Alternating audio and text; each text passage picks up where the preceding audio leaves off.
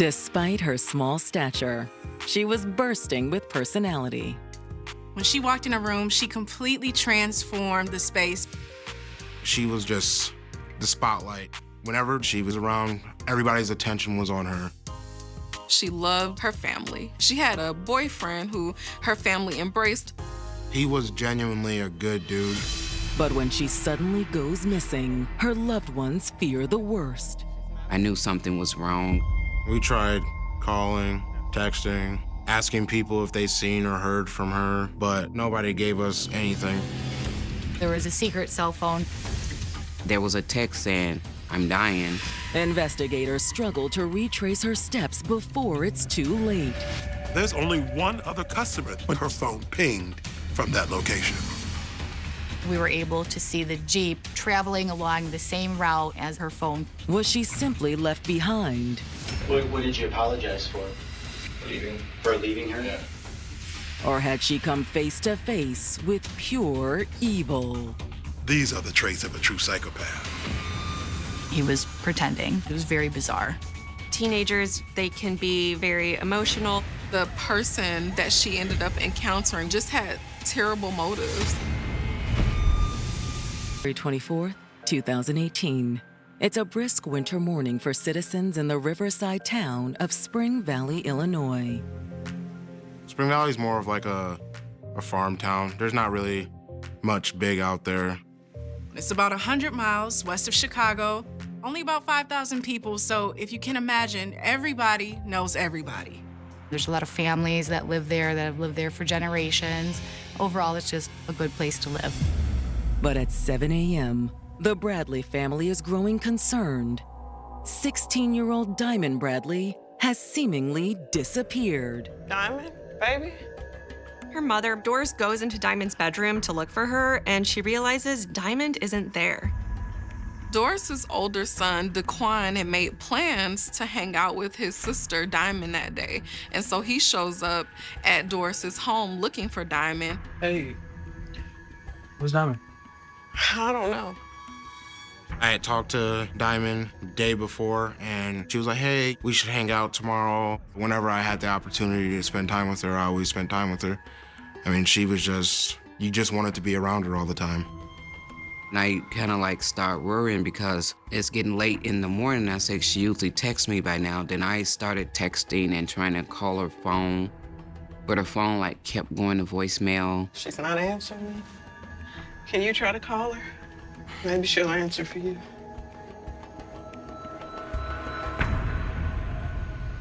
Nothing. There's voicemail. Hours go by, and they still haven't heard from Diamond. At this point, they don't know if she's been in an accident or even worse. We started reaching out to her friends and, people she, talked to. I'm asking everybody, and everybody like, no, we haven't seen her. I've been texting and nothing. So Doris decides around 6:30 p.m. to call the Spring Valley Police to report her daughter missing. Yes. I'd like to file a missing persons report. At roughly 5 feet tall and 100 pounds, 16-year-old Diamond Bradley was a petite package bursting with personality. She looked younger than what her age was, but it didn't really impact her. It was just people would be like, oh, that little girl. Diamond was a light in so many people's lives. When she walked in a room, she completely transformed the space. She was very outgoing. She was very just the spotlight. Whenever Diamond was around, everybody's attention was on her. Diamond personality, when you're sad, she made you happy. She always had a bright smile on her face. She loved dancing, she loved singing. She loved music, like no matter what it was. I mean, like rock, classic rock, anything. Anything that sounded good to her, she listened to it. But above all, family came first in Diamond's life. Diamond had a really good relationship with my mom. If Diamond needed somebody to talk to, my mom was the first person she went to. They were really close. Every day she would come to my room. She tells me she loves me every day. She was a good girl. I hung out with Diamond a lot. She was funny, made me laugh all the time. I just loved being around her. Made me happy. With her younger siblings, they have a problem, they go to her. She was always there for them. Diamond was the heart and soul of her family. It was through family that Diamond met her boyfriend, Jason Green. My mom is friends with his stepdad. They'd come around a lot, so he was a part of our family. There was an age gap, and he was a little older than her, and I didn't too much like it, but it was okay with me because he hung out at the house. Hey man. How are you? Good. Am I right, Jenna? Sure. I got along with her boyfriend perfect. He was cool. I liked him. The fact that Jason got along so well with her family made Diamond that much more in love with him. You wanna stay for dinner, babe? Mama should be done cooking soon. Yeah, I'm down. Smells good. With Jason by her side, Diamond had big plans for her future. She wanted to be a nurse. She wanted to go into the nursing field. Everybody thought that this would be a really great field for her. She had the personality. She loved to meet people, talk to people, know about them, care for them. I always told her, you can be or do anything you want to do. You just got to stick with it. When she set her mind to something, she went after it. And so her family knew that she was going to become this nurse and go out and impact the world. But now, Diamond's mother is reporting her missing after she seemingly disappeared on the morning of January 24th. Hello? Yes. I'd like to file a missing persons report. Investigators immediately respond and come out to speak with Doris. Once I got there and started talking with Doris, I immediately felt like this was abnormal. Is her running away, is that normal for her? No. She would never run away from home. No. I knew something was wrong. I said, that's out of the ordinary with her. Doris tells detectives that the last time she saw Diamond was the evening before, when the family celebrated her birthday. My birthday is January 23rd. It was just family there, and I had a cake, and everybody sang happy birthday to me, and it was just like a normal day. When the party was over, Diamond was getting ready for bed. It seemed like a night like any other night. We said goodnight to each other, and then she walked back upstairs, and I went to sleep, and that was the last time I saw my daughter. And Doris says she found something in her daughter's bedroom that raises more cause for alarm. Doris tells officers that when she was looking around Diamond's bedroom, she found a cell phone. That was a big red flag for me because typically teenagers aren't going to go anywhere without their cell phone.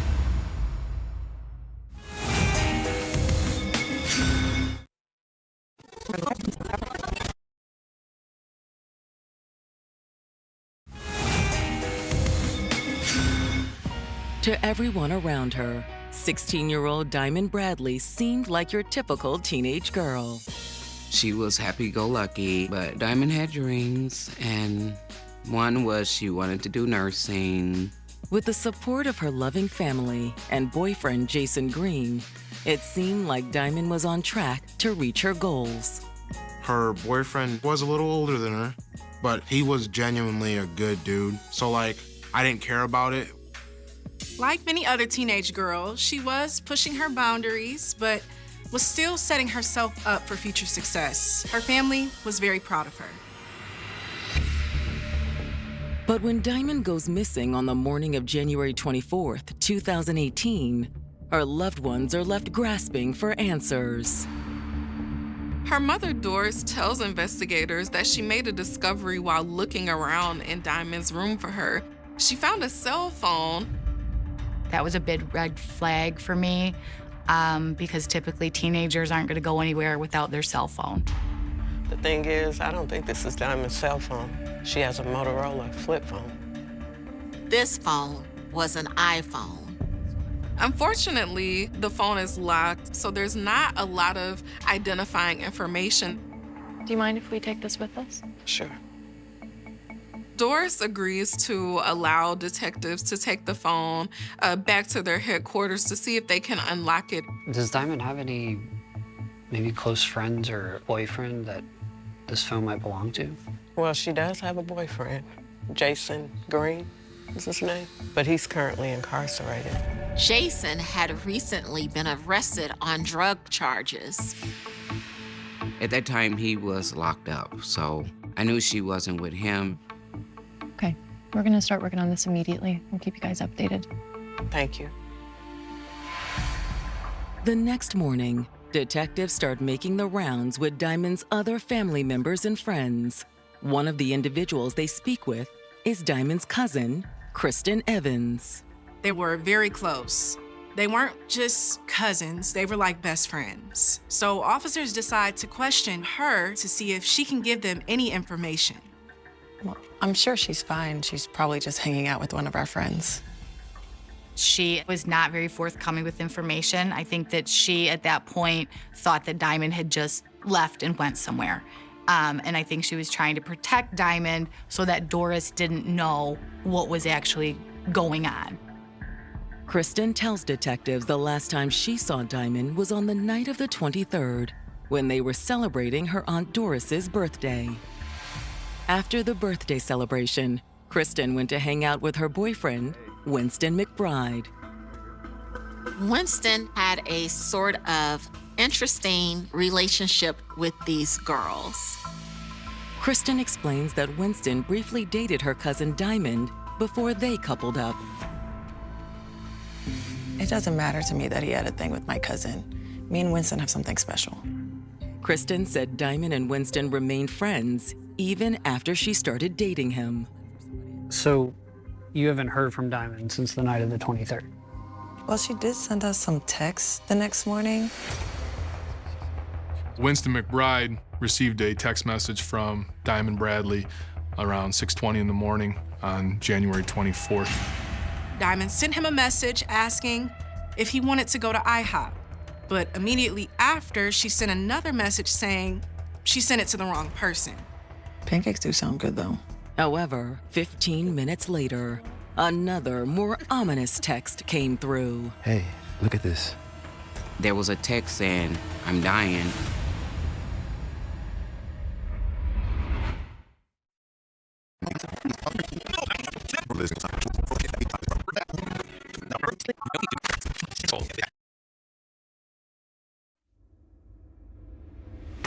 In January of 2018, detectives in Spring Valley, Illinois, are searching for missing 16-year-old Diamond Bradley. No one had seen her since the evening of her mother's birthday celebration. But Diamond's cousin, Kristen Evans, says she and her boyfriend Winston received text messages from Diamond on the morning of the 24th. And one of those texts sends alarm bells ringing. Hey, look at this. There was a text saying, "I'm dying." You know, when something is really funny and they say, "I'm dying laughing," we just assume that's what it was. And that's probably what she meant. But detectives aren't so sure. Eager for more details on the text messages, they bring Winston McBride in for questioning. Winston agreed to willingly come in and talk to us, and he did seem to have a genuine concern for Diamond's whereabouts. We're just really hoping you can help us figure out where Diamond is. Sure. Anything to help. Winston said he and Diamond had kind of a dating relationship at one point, but he was very adamant that once he learned Diamond's actual age, he ended the relationship. Winston was 26, 10 years older than Diamond. Diamond liked older guys. She had this big, vivacious personality. She just wasn't interested in guys her own age. After that, Winston started dating Diamond's cousin, Kristen Evans. Was she upset with that? You moving on with her cousin? Not really. We stay friends. Winston concedes the text he received from Diamond on the morning of the 24th concerned him. After Diamond sent him an "I'm dying" text, he responded, But Winston says he never received any more texts from Diamond. You mind if we see that thread? Sure. The text messages on the phone reflected exactly what Winston had told them. However, before Winston leaves, he has one more piece of information for investigators. Wait, did you guys look into her Backpage account? What Backpage account? Diamond recently disclosed to him that she made a profile on Backpage. And Backpage is a website where escorts sometimes advertise their services. Detectives are stunned. This seems out of character for Diamond. Diamond having a Backpage set off concerns for the police department, as we knew that site was a place where predators try to prey on victims. After wrapping up their conversation with Winston, detectives confirmed that 16-year-old Diamond did have an account on Backpage.com. Diamond was strong-willed and she was exploring the world around her. Teenagers, they can be very emotional, spontaneous, and they're just in a completely different place in the way that they think and the way that their lives are, and it can lead to possibly dangerous situations. And when investigators unlock the mysterious cell phone Diamond's mother found in her bedroom, its purpose is soon clear. Diamond had been communicating with men over Backpage through the cell phone. Investigators become immediately concerned that perhaps one of these men are involved in Diamond's disappearance. Unfortunately, though, the phone doesn't provide much insight into the men's true identities. They don't use their real names and were corresponding with her on burner phones. So detectives are hoping Diamond's other phone, the Motorola flip phone that went missing with her, can provide more clues. Using that cell phone number, we were able to contact the carrier and get the cellular data records that led us to the trail of where that cell phone had went. Her phone was near her residence from the night before on January 23rd until approximately 6:51 a.m. on the 24th. Around that time, we start to see the distances change from the tower. From her home, Diamond's phone travels to a local gas station and stays there for a few minutes before getting back on the road. The ping map actually shows that Diamond was heading southeast.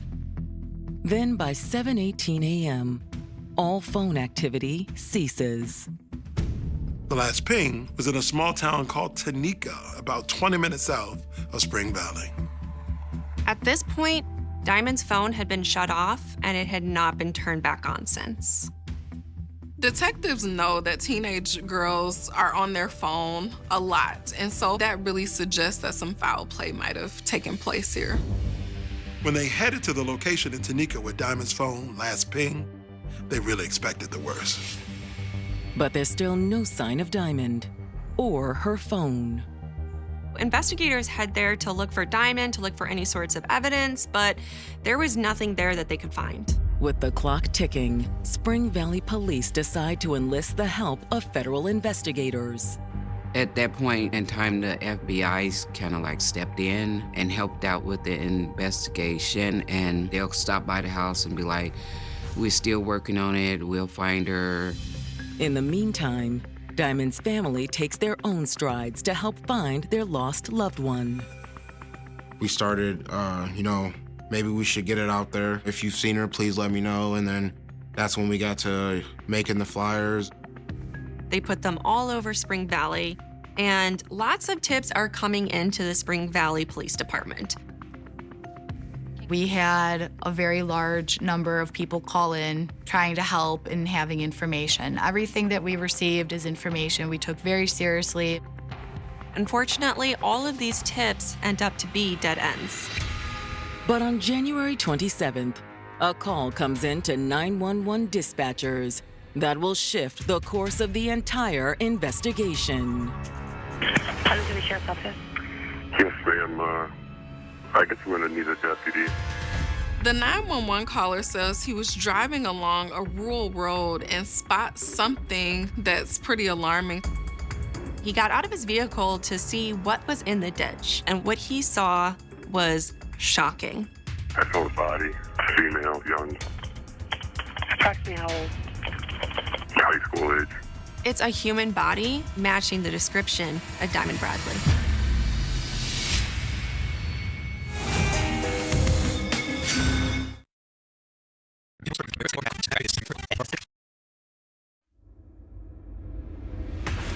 On January 27, 2018, Illinois police have just received word that a body matching the description of missing teenager Diamond Bradley has been located in a rural area just 10 minutes away from her Spring Valley home. I saw the body, female, young. Approximately how old? High school age. We went to where the body was located, which was in a rural area in Putnam County, which would be to the south of Spring Valley. As soon as Spring Valley police arrive on the scene and look at the body, there's no doubt that this is Diamond. That's gotta be her. Yeah. It appeared that Diamond's death had been violent. She had been stabbed multiple times. She had multiple lacerations on her body, on her neck. She had multiple defense wounds, which clearly indicated that, you know, she fought. She fought hard. She did not go easy. It's beyond heartbreaking. She hadn't even, you know, started living her life yet, and it was taken in a very violent way. Spring Valley officer Adam Curran prepares to give Diamond's family the tragic news. Unfortunately, I was given the task of notifying Doris Bradley and her family of the death of Diamond Bradley. Death notifications are never easy because you know you're going into someone's residence and you're going to break their heart. And that's not something we as police officers want to do. We don't want to break someone's heart. Good afternoon, Miss Bradley. Can I come inside? Of course. Come on. The police officer came to the house, and then that's when they told me that they found her. I broke down, and yeah, it was a pretty rough night. Can I take a break? Yes, absolutely. Okay. I hear crying. At first, I thought it was Diamond. I'm like, oh, thank God they found her. And then I just see my mom. And I'm like, at this point, I'm like, what's going on? What happened? We found Diamond. At first, I didn't believe it. And to be honest with you, I kind of blacked out. So.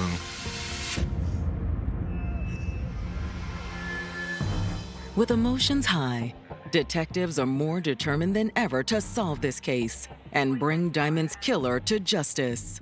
But a lack of evidence at the scene is making their job difficult. Any luck locating the knife? Nope. The murder weapon was not present at the scene. There was no other evidence at the scene of who had done this to Diamond. It was a rural area, there was no security cameras. But detectives know that there's another location that will have security cameras. The gas station Diamond's phone pinged at on the morning she was killed.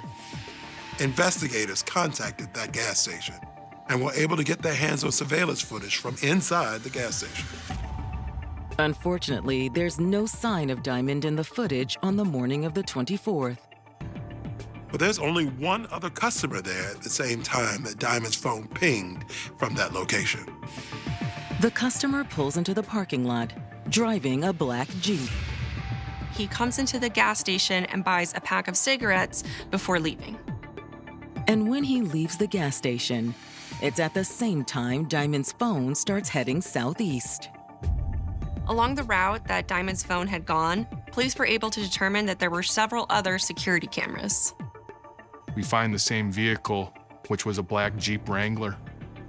We were able to see the Jeep traveling along the same route that Diamond's cell phone was traveling. But at no time was the license plate of that Jeep visible. So we compiled a list from the Secretary of State of all the black Jeeps in the area. Then we started going to find all the registered owners. After several dead ends, investigators end up in the small town of Standard, Illinois. Standard is one of the closest towns to the rural area where Diamond's body was discovered. We were on our way to the post office to see if anybody would be willing to talk to us or knew of anywhere in Standard, being that it's a very small town, where this black Jeep could be. And we saw a black Jeep. I mean, it was just so coincidental. So we turned and we went to that house to talk to somebody about the black Jeep. Investigators walk around the vehicle, they're examining it, and as far as they can tell, it appears to be an exact match to the vehicle that was seen in their surveillance footage. We approached the house and we knocked on the door to try to make contact with somebody inside the residence. Hello, sir. Is this your vehicle? Yes. A young man answers the door and identifies himself as the owner of the vehicle, Richard Henderson. And Richard looks familiar to detectives. We recognized him as the male that had been on video at the gas station. Investigators believed that these were in fact the same individual.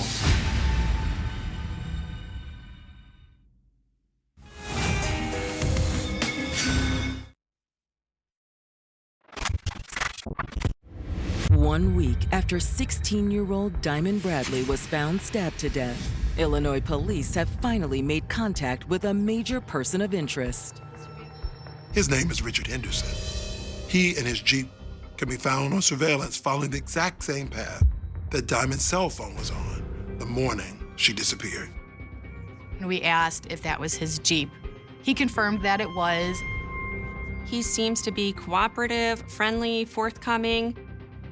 He did have somewhat of a Russian accent. He had mentioned that he was born in West Virginia and moved to Russia. When investigators ask Richard to accompany them to headquarters, he continues to be cooperative. Got a couple of questions for you if you'd like to come down to the station. That's okay. Sure. He said that he had no problem going to the police department. In an interrogation room, detectives begin questioning Richard about the morning of January 24th. Investigators asked him if he had been in Spring Valley on the morning of January 24th, 2018, around 6:30 in the morning. Mr. Henderson admitted that he was. He admits that it's him in the gas station surveillance footage. Okay, so you first go get your cigarettes. Yes, sir. Then what do you do? And then I pick her up. And her is? Diamond. To their surprise, he pretty quickly admits to being with Diamond that morning. He first met up with Diamond early on that morning behind the gas station. She was going to help Richard score some Molly. Hi, I'm Diamond. Richard. How long have you actually been in contact with Diamond in terms of that you've known her? Not long at all. Richard tells police that he met Diamond online and that they met up that morning and they drove around for about a half hour trying to score some Molly. At one point, they went to a trailer park for drugs in Granville, which is near Standard. According to Richard, Diamond knew someone at this trailer park that was going to sell them the drugs. I took her to the trailer park. She walked inside to go get me the Molly. She sent me a message. There was no Molly, and I left. This is where Richard's story gets kind of murky. He claims that he just up and left her at this trailer park, which seems kind of odd. Richard claims he texted Diamond later that evening to apologize. What did you apologize for? Leaving? For leaving her? Yeah. But detectives aren't buying Richard's story. We knew his story was a lie because Diamond Bradley's phone never pinged near the city of Granville. There's nothing going over there in the Granville trailer court. I can assure you that, okay? You need to be honest with us so we can somewhat understand what happened. You're not being completely truthful.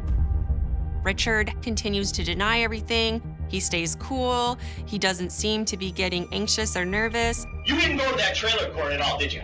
No, sir, I went to the left of the thing. Sorry for lying. Listen to me. Listen to me. Oh, I feel like I'm getting accused of something. Just relax. Richard was asked by investigators if he would take us through his route of travel on the day that he picked up Diamond.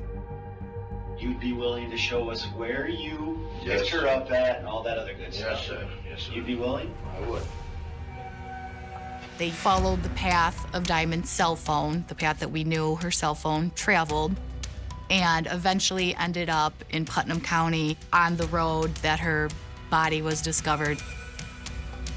Officers proceeded to show him a memorial the family had made for Diamond at the scene. After Richard saw the memorial, he broke down. It's all right. Take your time, Rich. Investigators confront Richard again. What happened between him and Diamond? It went south. That's all right, Richard. Okay? We just want to know exactly how it went, Richard. It was at this point that Mr. Henderson started to break down and finally started his confession. Richard admits he did kill Diamond, but he says it was not a murder. According to Richard, he killed Diamond in self-defense. Richard admits the main reason he met up with Diamond on January 24th was to have sex. What were you guys gonna do after? Did you talk of that? We were gonna do some Molly. Go have sex and do Molly after? Richard tells investigators that he and Diamond were driving in a rural section of Putnam County. He says that they pull over to the side of the road to have sex. And then after everything, I asked her to step out of the vehicle. Okay. So I could get out of the vehicle. Richard says that's when a disagreement arose over the Molly. Where are the drugs? No, I'm not giving you anything. The whole argument started because you didn't want to give her the rest of your Molly. You want to keep that for yourself? Yes, sir. And according to Richard, the argument quickly escalated. She pulled the knife. Well, why did she pull the knife at this point? Did you say something to her? I told her she wasn't getting any Molly. Richard said that after she pulled out the knife, he kicked her in the hand that was holding the knife. I kick it. You kick it. I kick her hand. During the struggle, Richard says the knife pierced Diamond's stomach. Richard says at this point he tried to help Diamond and pull the knife from her stomach. I pulled it from her. Okay. Richard claims Diamond started coming at him again. He said eventually he overpowered her and he stabbed her multiple times in self-defense. I was flailing it. Just swinging your arms around? Yes, sir.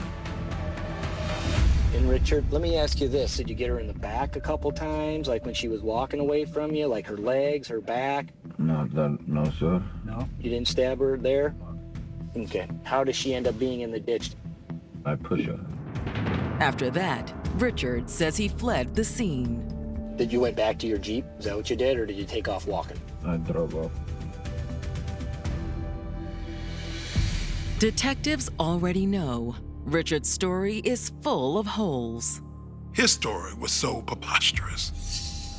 Richard only admits to stabbing Diamond a couple of times. However, the autopsy results proved that Diamond had actually been stabbed more than 20 times. The autopsy also shows that Diamond was stabbed in the back. Those injuries did not corroborate with someone who was defending themselves. Richard was over 6 foot and he was well built. The size difference alone, he would have been very able to overpower her or to walk away from her. Based on the evidence, we had enough to charge Richard Henderson with first-degree murder. And as investigators prepare to face Richard Henderson in court, they'll discover he's even more deceitful than they thought. During the investigation, they continue to uncover more and more about Richard. What? He, in fact, never resided in Russia, and the accent that he was using was not an actual accent. It was very bizarre. These are the traits of a true psychopath.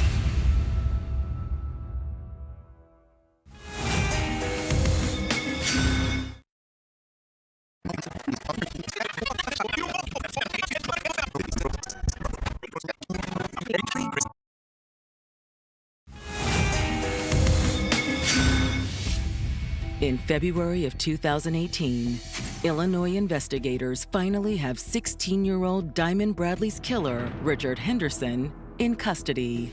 But the shocking revelations in this case don't stop there. What? When detectives first interviewed Richard, he claimed to be from Russia and spoke with a subtle Russian accent. It was later found out that he, in fact, never resided in Russia. He never had been to Russia, and the accent that he was using was not an actual accent. He was pretending. It was very bizarre. When talking with his family, they learned that this was within character for Richard. He would actually often also use a South African accent. His family thought that maybe he did this to try to seem more interesting. Regardless, Richard has no criminal history or history of mental illness. When they announced who he was, I could remember a lot of people saying that they knew him, people I've worked with. It was like, we knew him. He didn't come off as that type of person like that. And I'm like, well, looks can be very deceiving. When my sister's murderer was found, I felt a sense of relief. But at the same time, I can't be relieved because one, she's still gone. Two, just because they found him doesn't mean he's gonna get convicted. However, investigators are determined to see that Richard faces the consequences for what he did to Diamond Bradley. They begin to build a timeline of what they believe really happened on the morning of January 24th. Police believe that Diamond met Richard on Backpage and that they had made plans to meet that morning. He was knowingly preying on a teenage girl. Richard picked her up near her home, drove her into Putnam County to a rural road where they had sex, and some type of argument may have broken out. They were unsure if the argument spurred over a disagreement about drugs, like Richard claimed, or about something else. But investigators are certain of one thing. At some point, Richard made a conscious decision to kill Diamond Bradley. Police know that Richard did attack Diamond with a knife. He stabbed her more than 20 times, including in the neck and of the back. There was no way that this attack could count as self-defense. After she was dead, he took her phone and shut it off somewhere around the Tanika area. Richard would never admit where he disposed of it. Based on the timeline, investigators believe the text Winston received from Diamond on the morning of the 24th was completely unrelated. The text that she had sent to Winston saying, "I'm dying," actually had nothing to do with the crime. Based on her injuries, I don't think that she would have been able to physically send the text saying, "I'm dying." I think it was just coincidental that that was a text message that was sent.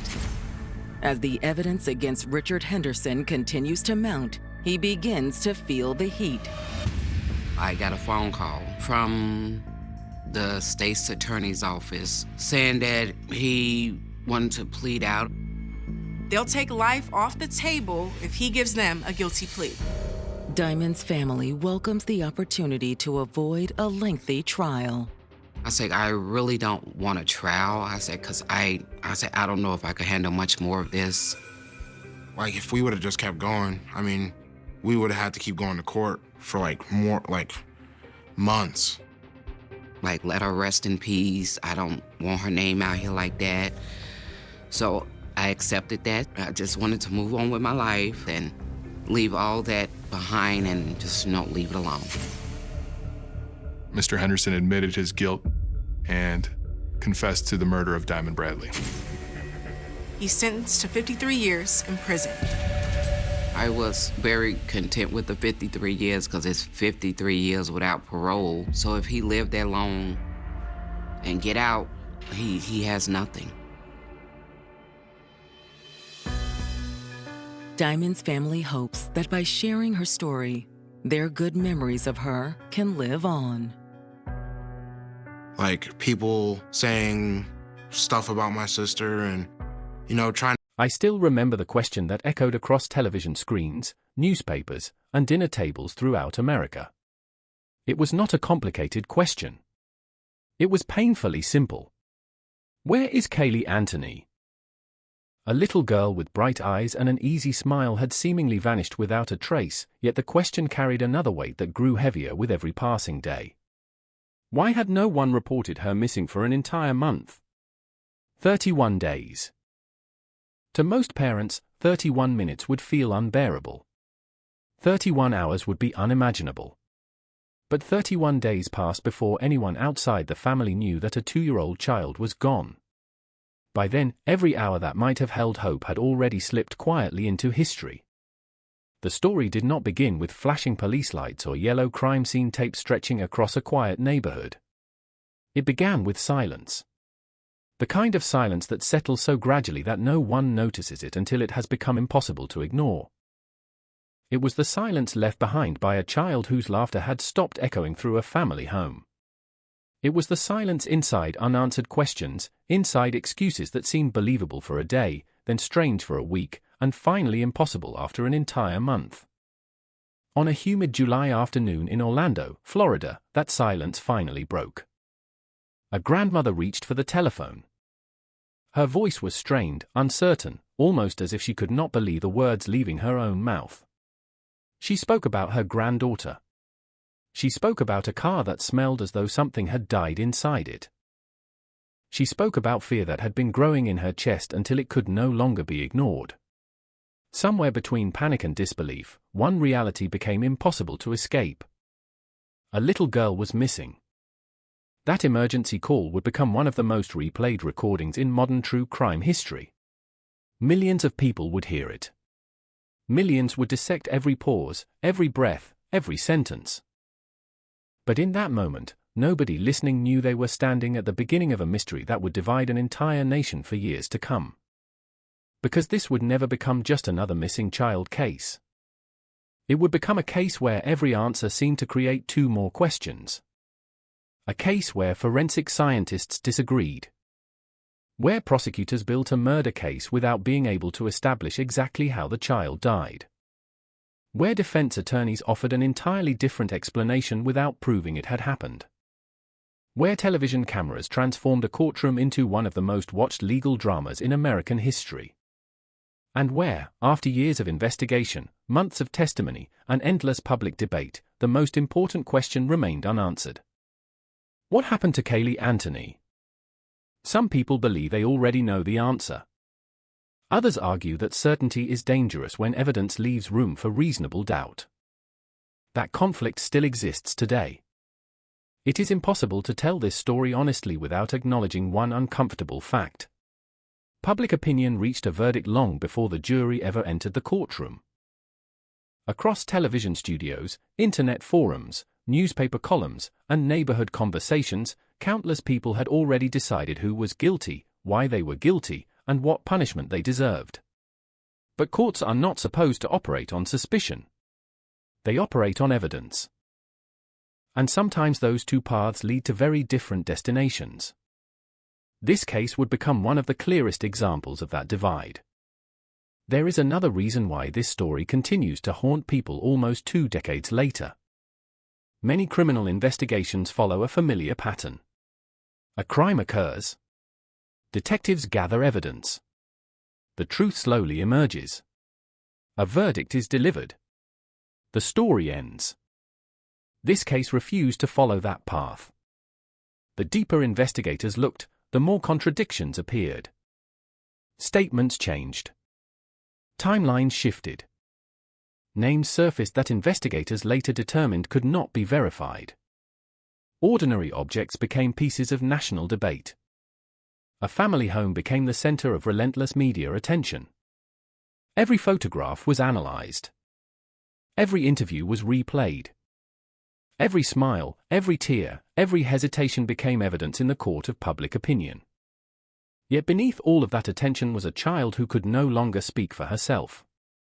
That is perhaps the greatest tragedy of this story. Amid the arguments over legal strategy, forensic science, courtroom performances, and media coverage, it became easy for people to forget that at the center of everything stood a 2-year-old girl whose life ended far too soon. Her favorite toys never answered investigators' questions. Her tiny shoes could not explain where she had gone. Her voice existed only in old home videos. Everything else would have to be reconstructed by adults trying to piece together fragments of a story that no longer existed in full.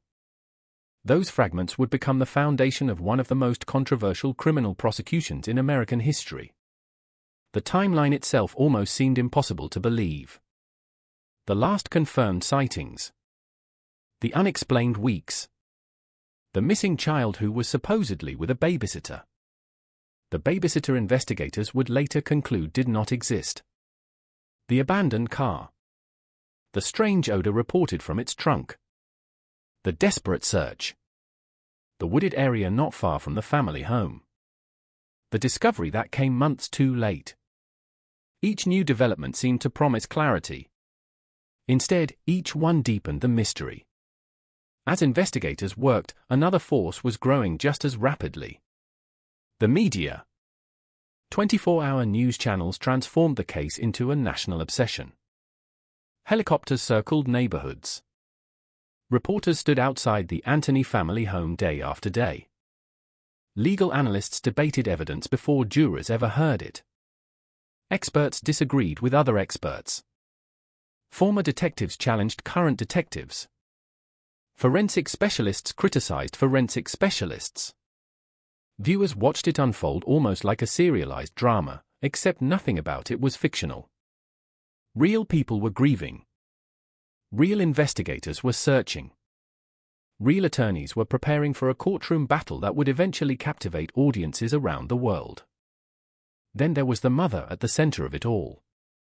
Few individuals in modern criminal history have generated as much public scrutiny as Casey Anthony. Every expression, every interview, every statement she made became the subject of endless analysis. Prosecutors would later argue that her repeated lies reflected consciousness of guilt. Her defense team would argue that lying, by itself, was not proof of murder. Those competing interpretations became one of the defining themes of the case. Because lying is not the same as killing. But neither does lying disappear without consequence. The challenge for investigators was determining where deception ended and criminal responsibility, if any, began. That distinction would prove extraordinarily difficult. The evidence itself often seemed caught between certainty and uncertainty. Investigators pointed to computer searches involving chloroform. Defense experts questioned aspects of their interpretation. Investigators described decomposition odors associated with a vehicle. Experts debated what those odors did and did not establish. Tape found near skeletal remains became another focal point. Even specialists could not fully agree on what conclusions should be drawn from it. Again and again, the investigation reached the same frustrating destination. Questions. Not answers. For the family, every passing day carried its own burden. Hope slowly gave way to dread. Dread eventually collided with unimaginable loss. The emotional fractures inside the Anthony family unfolded in public view, exposing arguments, conflicting accounts, and painful accusations that became inseparable from the investigation itself. Families under extraordinary pressure do not always react in predictable ways. Neither do investigations involving children. By the time prosecutors announced their theory, the nation had already spent years forming opinions. According to the prosecution, Kaylee Anthony had been murdered. According to the defense, the child had died accidentally in a family swimming pool before events spiraled into concealment and deception. The jury would hear both narratives. Neither side could present direct eyewitness testimony explaining exactly what happened. Neither side could reconstruct every moment with complete certainty. That absence of certainty would become the defining feature of the entire trial. Perhaps that is why this case remains so powerful. Human beings crave complete stories. We want beginnings, endings, motives, villains, heroes, and justice that arrives neatly before the credits roll. Life rarely cooperates. Sometimes evidence disappears. Sometimes memories conflict. Sometimes science reaches its limits. Sometimes juries are asked to decide not what probably happened, but whether the law's demanding burden of proof has truly been met. Those are two very different questions. And confusing them can change lives forever. Long after the cameras packed away and the courtroom emptied, the arguments continued. Some insisted justice had failed. Others believed the legal system had done exactly what it was designed to do by refusing to convict without proof beyond a reasonable doubt. Between those two positions lies a space that remains deeply uncomfortable. It is a space where uncertainty survives. A space where tragedy exists without complete explanation. A space where the death of a little girl still leaves behind questions that no verdict has ever fully answered. This is not simply the story of a criminal investigation. It is the story of how evidence, emotion, media, memory, and law collided in one extraordinary case. It is the story of a child whose disappearance changed the lives of everyone connected to her. It is the story of a trial that forced millions of people to confront an unsettling possibility that a courtroom can reach the legally correct verdict while the public continues to believe the truth remains unknown. And before we examine the evidence, the investigation, the courtroom battles, and the controversy that followed, we must return to where every mystery begins. A little girl disappeared. For 31 days, the world did not know she was gone. Everything that followed would become one of the most debated criminal cases in modern American history. The first thing to understand about this case is that it has never been defined only by what investigators found. It has also been defined by what they never could. Every document, every photograph, every forensic report, every witness statement seems to point toward a larger picture that remains frustratingly incomplete. There are cases where detectives uncover a weapon, identify a clear motive, establish a precise timeline, and reconstruct the final moments with remarkable certainty. This was never one of those cases. Instead, the investigation became a puzzle with pieces that appeared to fit together from one angle and fell apart from another. That uncertainty would eventually become the difference between public conviction and legal acquittal. Imagine standing in front of a table covered with hundreds of puzzle pieces. At first glance, you think you recognize the image.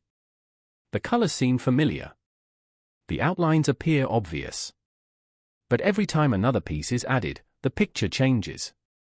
Corners that looked complete suddenly no longer connect. Pieces that seem to belong together are revealed to be from different sections entirely.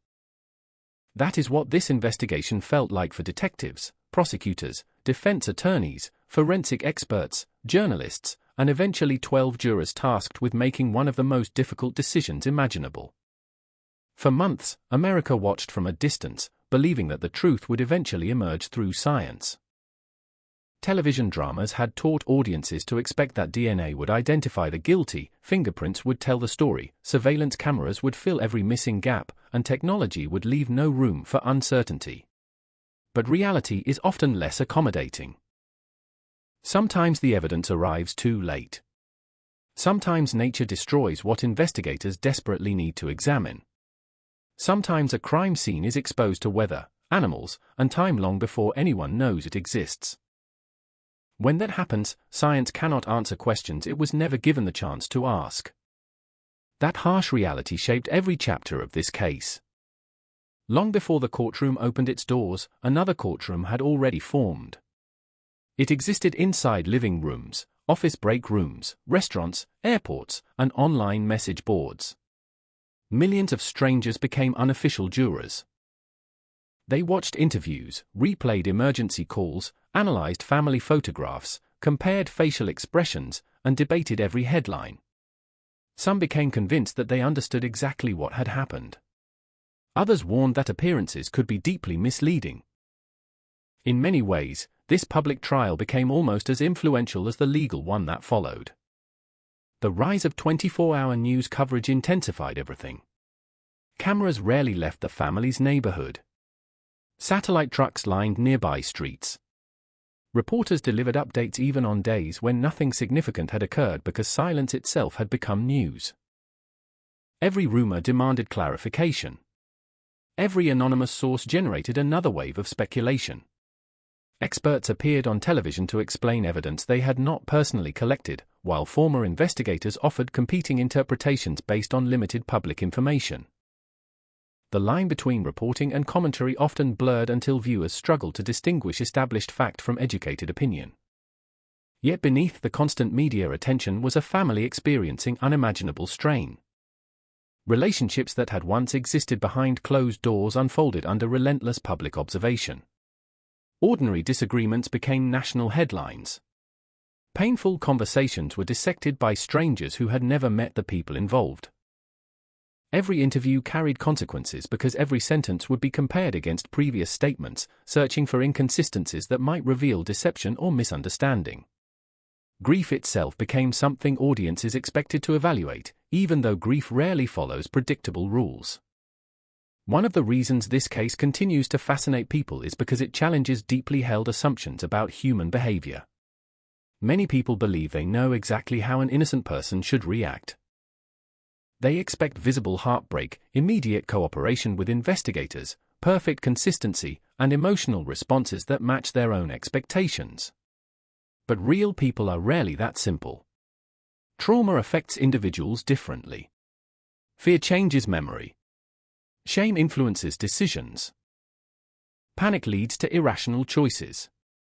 None of those realities automatically prove innocence, nor do they establish guilt. They simply remind us that human behavior is extraordinarily complex. That complexity became impossible to ignore as the investigation unfolded. The public searched constantly for certainty because uncertainty is uncomfortable. We instinctively want stories to make sense. We want every mystery to have a logical explanation. When information is missing, the human mind often fills those gaps with assumptions. Sometimes those assumptions are correct. Sometimes they are spectacularly wrong. Criminal investigations require investigators to resist that temptation, to separate what can be demonstrated from what merely seems plausible. That distinction is easy to describe but extraordinarily difficult to maintain when emotions are running high. The disappearance of a young child naturally evokes powerful emotions. It should. Children represent vulnerability, innocence, and possibility. When a child cannot be found, communities mobilize. Volunteers search fields and forests. Neighbors distribute photographs. Parents hold their own children a little closer. Hope becomes a shared responsibility. Every passing day without answers deepens both anxiety and determination. In many cases, that collective effort leads to a joyful reunion. In others, it leads investigators toward a heartbreaking discovery. No one involved can know which outcome awaits them when the search begins. This story belongs to the second category. Even now, years after the verdict, people continue to ask why this case inspired such intense public attention compared to countless other tragic investigations. Part of the answer lies in its contradictions. Every development seemed to challenge common expectations. Every explanation generated new questions. Every apparent breakthrough revealed another uncertainty waiting beneath it. Rather than moving steadily toward resolution, the investigation often appeared to circle back on itself, forcing everyone involved to reconsider conclusions they had already begun to accept. It is also impossible to separate this case from its historical moment. The late 2000s marked a period when social media was expanding rapidly, online communities were becoming increasingly influential, and traditional news organizations competed aggressively for viewers. Information traveled faster than ever before. So did speculation.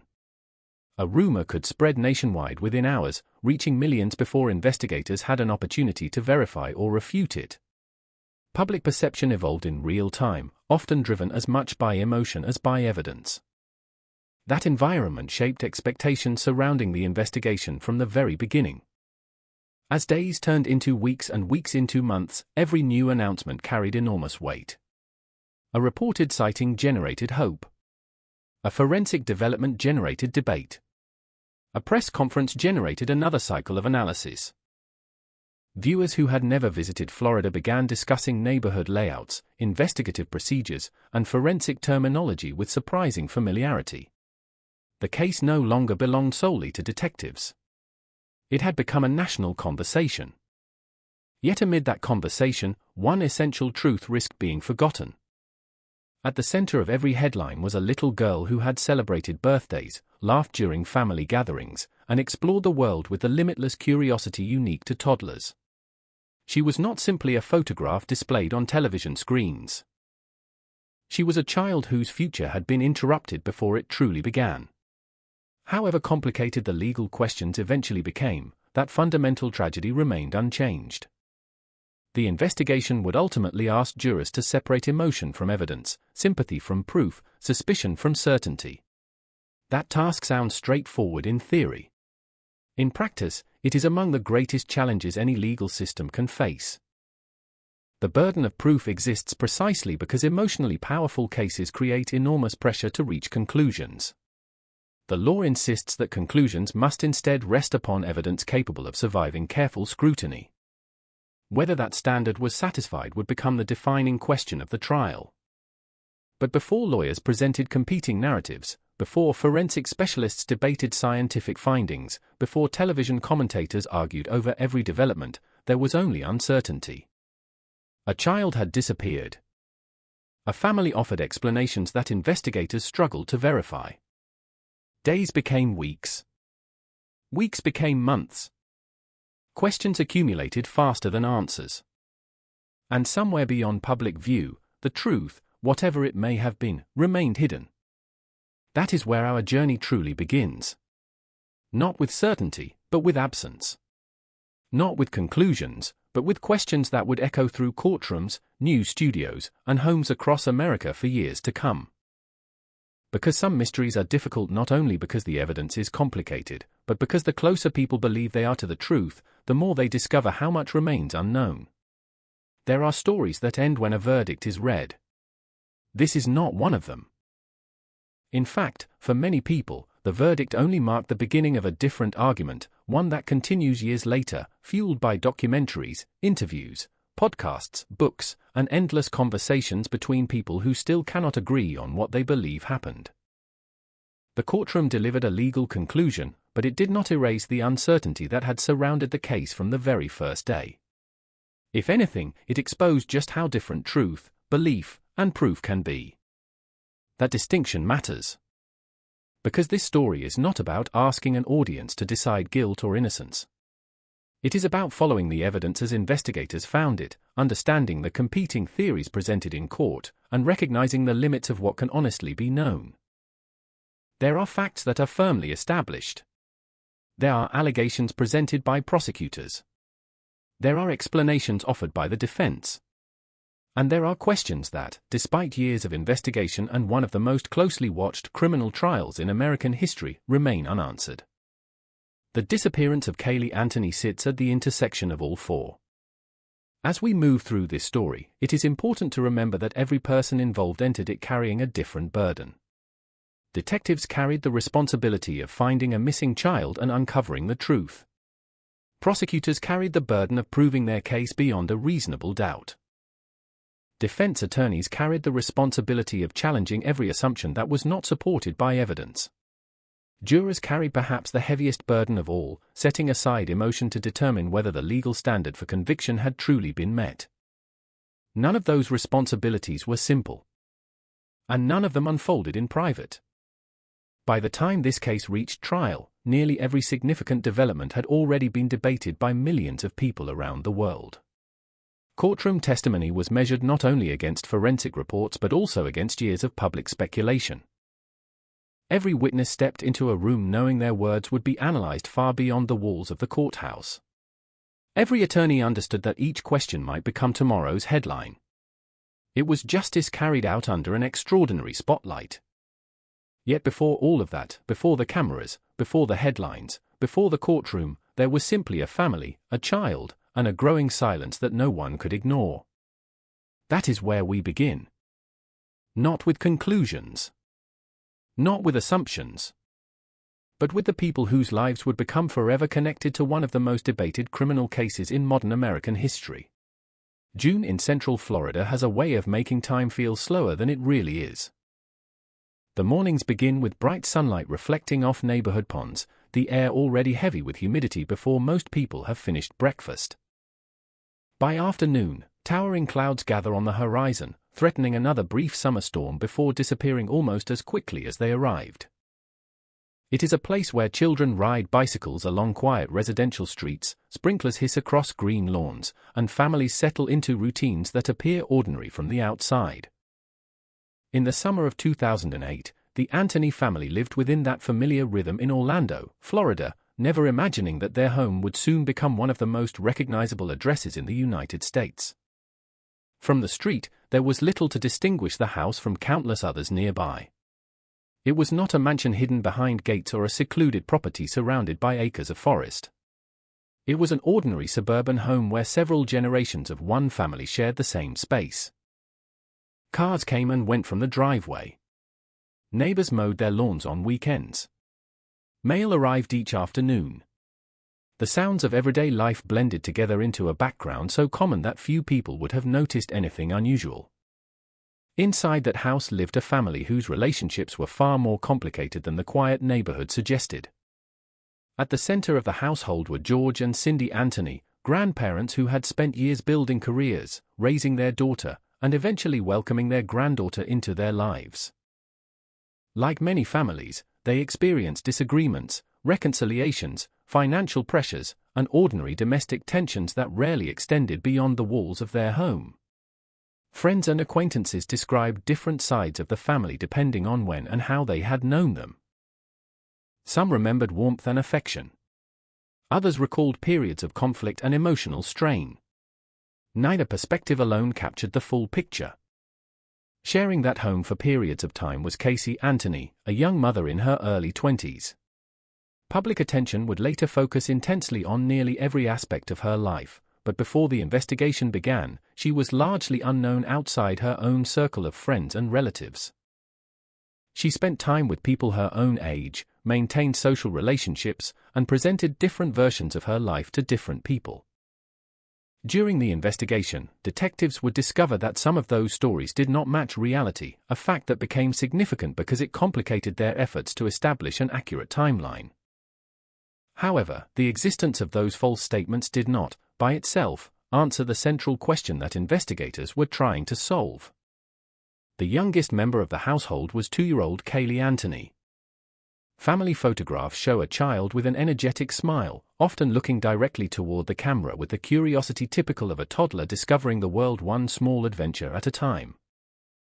Birthdays, family gatherings, afternoons spent outdoors, moments that might have seemed insignificant when they happened, all of them would later become treasured reminders of a life remembered through snapshots rather than memories still being made. Like many children her age, Kaylee's days were filled with routines that revolved around simple joys. Toys scattered across the floor. Favorite television programs playing in the background. Trips with family members. The excitement of exploring places that adults often overlook. At 2 years old, the world is measured not in years or responsibilities but in moments. Every puddle is worth examining. Every butterfly deserves attention. Every hug feels like the safest place imaginable. Those ordinary moments would later take on extraordinary importance because investigators, journalists, and eventually jurors would try to reconstruct a life from details that had never been preserved for that purpose. The Anthony family was not living under constant public scrutiny in early 2008. They were navigating the ordinary complexities of family life. Like many households, disagreements happened behind closed doors. Expectations sometimes clashed with reality. Parents and adult children occasionally viewed the same situation through entirely different lenses. None of that was unusual. What would later make those dynamics important was the way investigators attempted to understand relationships that had existed long before the public ever learned the family's name. As detectives interviewed relatives, friends, co-workers, and acquaintances, they encountered differing impressions of the people involved. Some described close family bonds. Others recalled periods of tension or disagreement. Human relationships rarely fit neatly into simple categories, and this family was no exception. Affection and frustration, trust and conflict, support and disappointment can all exist within the same household. Understanding that complexity would become essential because the investigation required detectives to evaluate not only physical evidence but also human behavior. Beyond the walls of the Anthony home, Orlando continued moving through another typical Florida summer. Tourists filled the city's attractions. Traffic flowed along familiar highways. Afternoon thunderstorms rolled across neighborhoods before giving way to clear evening skies. Thousands of families were making memories without realizing that one local story would soon capture international attention. At that point, there was no indication that the name Anthony would become permanently associated with one of the most controversial criminal cases in modern American history. The world had not yet begun asking questions. No television crews waited outside the house. No helicopters circled overhead. No reporters stood at the curb delivering live broadcasts. The neighborhood remained exactly what it had always been, a place where ordinary life unfolded quietly from one day to the next. That sense of normalcy is important because hindsight can create the illusion that warning signs were obvious all along. In reality, most tragedies do not announce themselves in advance. They emerge gradually, often hidden beneath routines that appear entirely unremarkable until one moment changes everything. Looking backward, people naturally search for clues that might explain what followed. Yet many of those details seemed insignificant when they first occurred. This story would eventually become filled with timelines, forensic analysis, courtroom testimony, and competing narratives. But before any of those elements existed, there was simply a family living an ordinary life in suburban Florida. The significance of that ordinary beginning cannot be overstated. True crime stories often focus on the dramatic moments, the emergency calls, the searches, the courtroom confrontations, but those moments only matter because they interrupt lives that once felt routine. The contrast between everyday normalcy and sudden crisis is what gives these cases their emotional weight. It reminds us that extraordinary events often emerge from places that appear completely familiar. In the Anthony household, the rhythms of daily life continued through the early weeks of the summer. Conversations took place around the home. Plans were made and changed. Family members came and went. To outside observers, there was little reason to suspect that the coming weeks would transform not only the lives of everyone inside that house but also the national conversation about criminal justice, media coverage, and the meaning of reasonable doubt. Years later, investigators, attorneys, journalists, and commentators would revisit those early summer days repeatedly, searching for context that might help explain what happened next. They examined calendars, phone records, witness interviews, photographs, and digital evidence, attempting to reconstruct a timeline as accurately as possible. Even with all of those efforts, some parts of the story remained uncertain, illustrating how difficult it can be to recreate ordinary days after they have unexpectedly become historically significant. The setting, then, was not defined by mystery at first. It was defined by familiarity. A quiet neighborhood. A multi-generational household. A young child surrounded by family. An ordinary Florida summer. No one living nearby could have known that this peaceful backdrop would soon become inseparable from a case that continues to generate debate, legal analysis, and public fascination years after the trial ended. Before investigators searched for evidence, before attorneys argued competing theories in court, and before millions of people formed opinions about what they believed had happened, there was only this setting, a family home where everyday life still appeared to be unfolding as usual. Unaware that its final ordinary days were already slipping quietly into the past. If you were to drive through the neighborhood during those early weeks of the summer, nothing about it would suggest that history was quietly taking shape behind one of its front doors. Children played outside until the afternoon heat became too much to bear. Neighbors waved to one another while collecting their mail. Lawns were trimmed, trash bins rolled to the curb, garage doors opened and closed with the familiar rhythm of suburban life. It was the kind of place where people recognized familiar faces but rarely knew everything happening inside each other's homes. That ordinary appearance would later become one of the most striking aspects of the case. When investigators eventually arrived, television cameras followed. The quiet street that had once blended into thousands of others suddenly became a destination for reporters, photographers, curious onlookers, and satellite trucks. But in the beginning, none of that existed. The neighborhood had no reason to imagine that it would soon become part of one of the most closely watched criminal investigations in the country. Understanding the Anthony household also requires understanding the dynamics that often exist within multi-generational families. Living together can provide stability, shared responsibilities, and emotional support. It can also magnify disagreements, especially when different generations hold different expectations about work, parenting, finances, and independence. Those tensions are not unusual. They exist in countless homes across the world. What made them significant in this case was not their existence, but the fact that investigators later examined those relationships in an effort to understand the events surrounding Kaylee's disappearance. George Anthony had previously worked in law enforcement, a detail that would draw considerable public attention once the investigation became national news. His background led many people to assume he possessed unique insight into criminal investigations. Others questioned whether that experience influenced the way he responded during the crisis. Neither assumption could fully explain the complicated role he would eventually play in the public narrative. Throughout the investigation and trial, George would find himself answering difficult questions, facing intense scrutiny, and publicly denying serious allegations raised during the defense's case.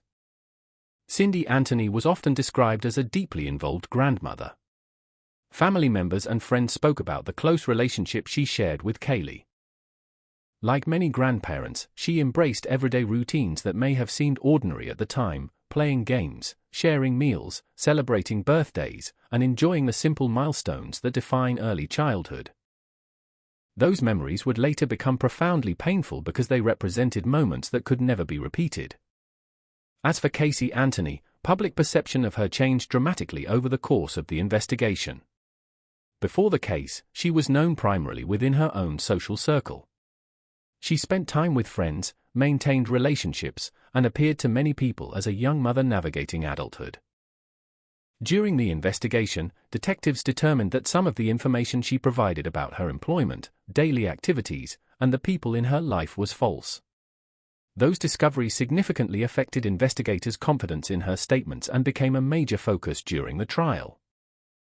At the same time, the existence of false statements did not automatically resolve the larger question of what had happened to Kaylee.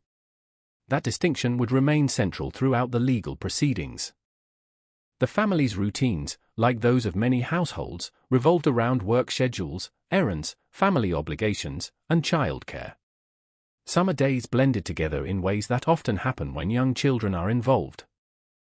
Meals, naps, playtime, and visits with relatives created a rhythm that felt repetitive while it was happening but would later become precious in memory.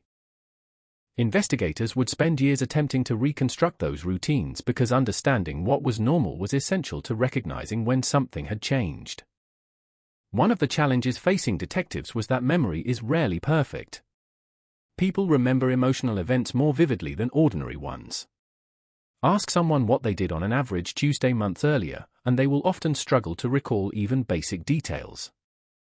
Criminal investigators confront this problem regularly. Witnesses unintentionally confuse dates. Conversations merge together. Routine activities become difficult to place on an accurate timeline. As the investigation expanded, detectives interviewed relatives, friends, co-workers, and acquaintances, comparing accounts in an effort to identify consistencies and discrepancies.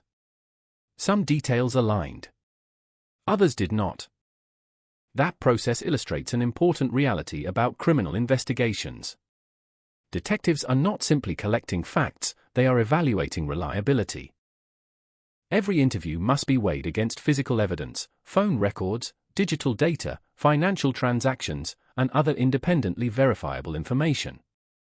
Sometimes witnesses are intentionally deceptive. More often, they are simply mistaken.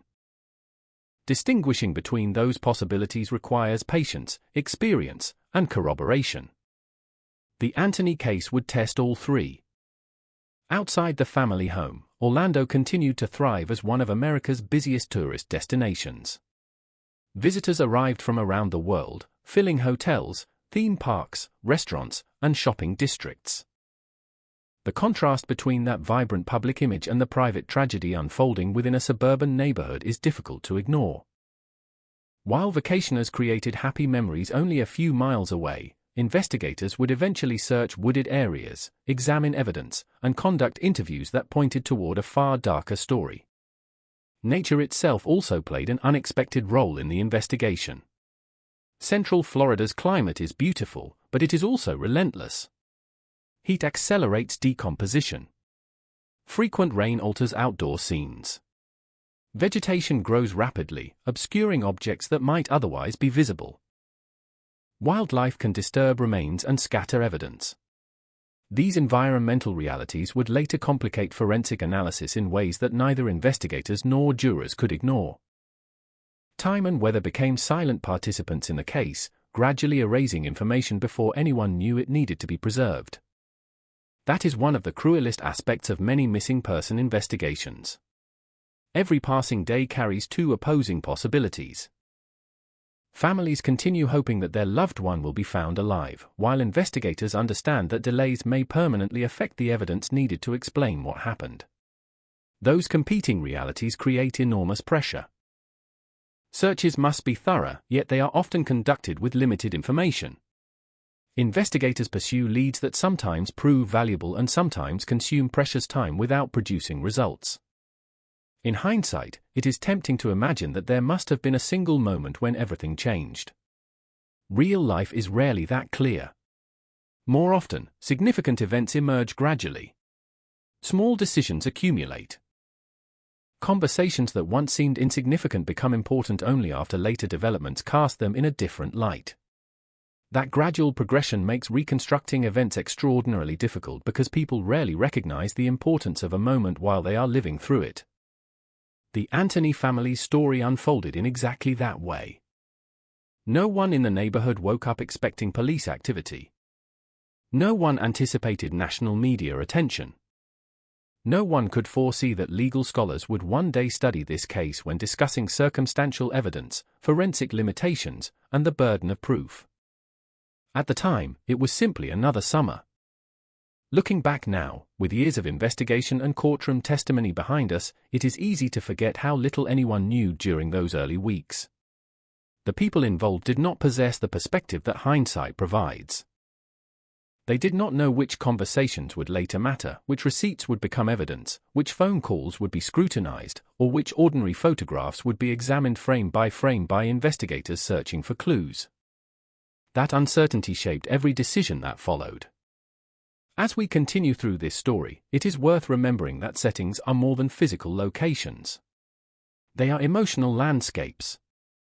The Anthony home represented family, familiarity, routine, and shared history.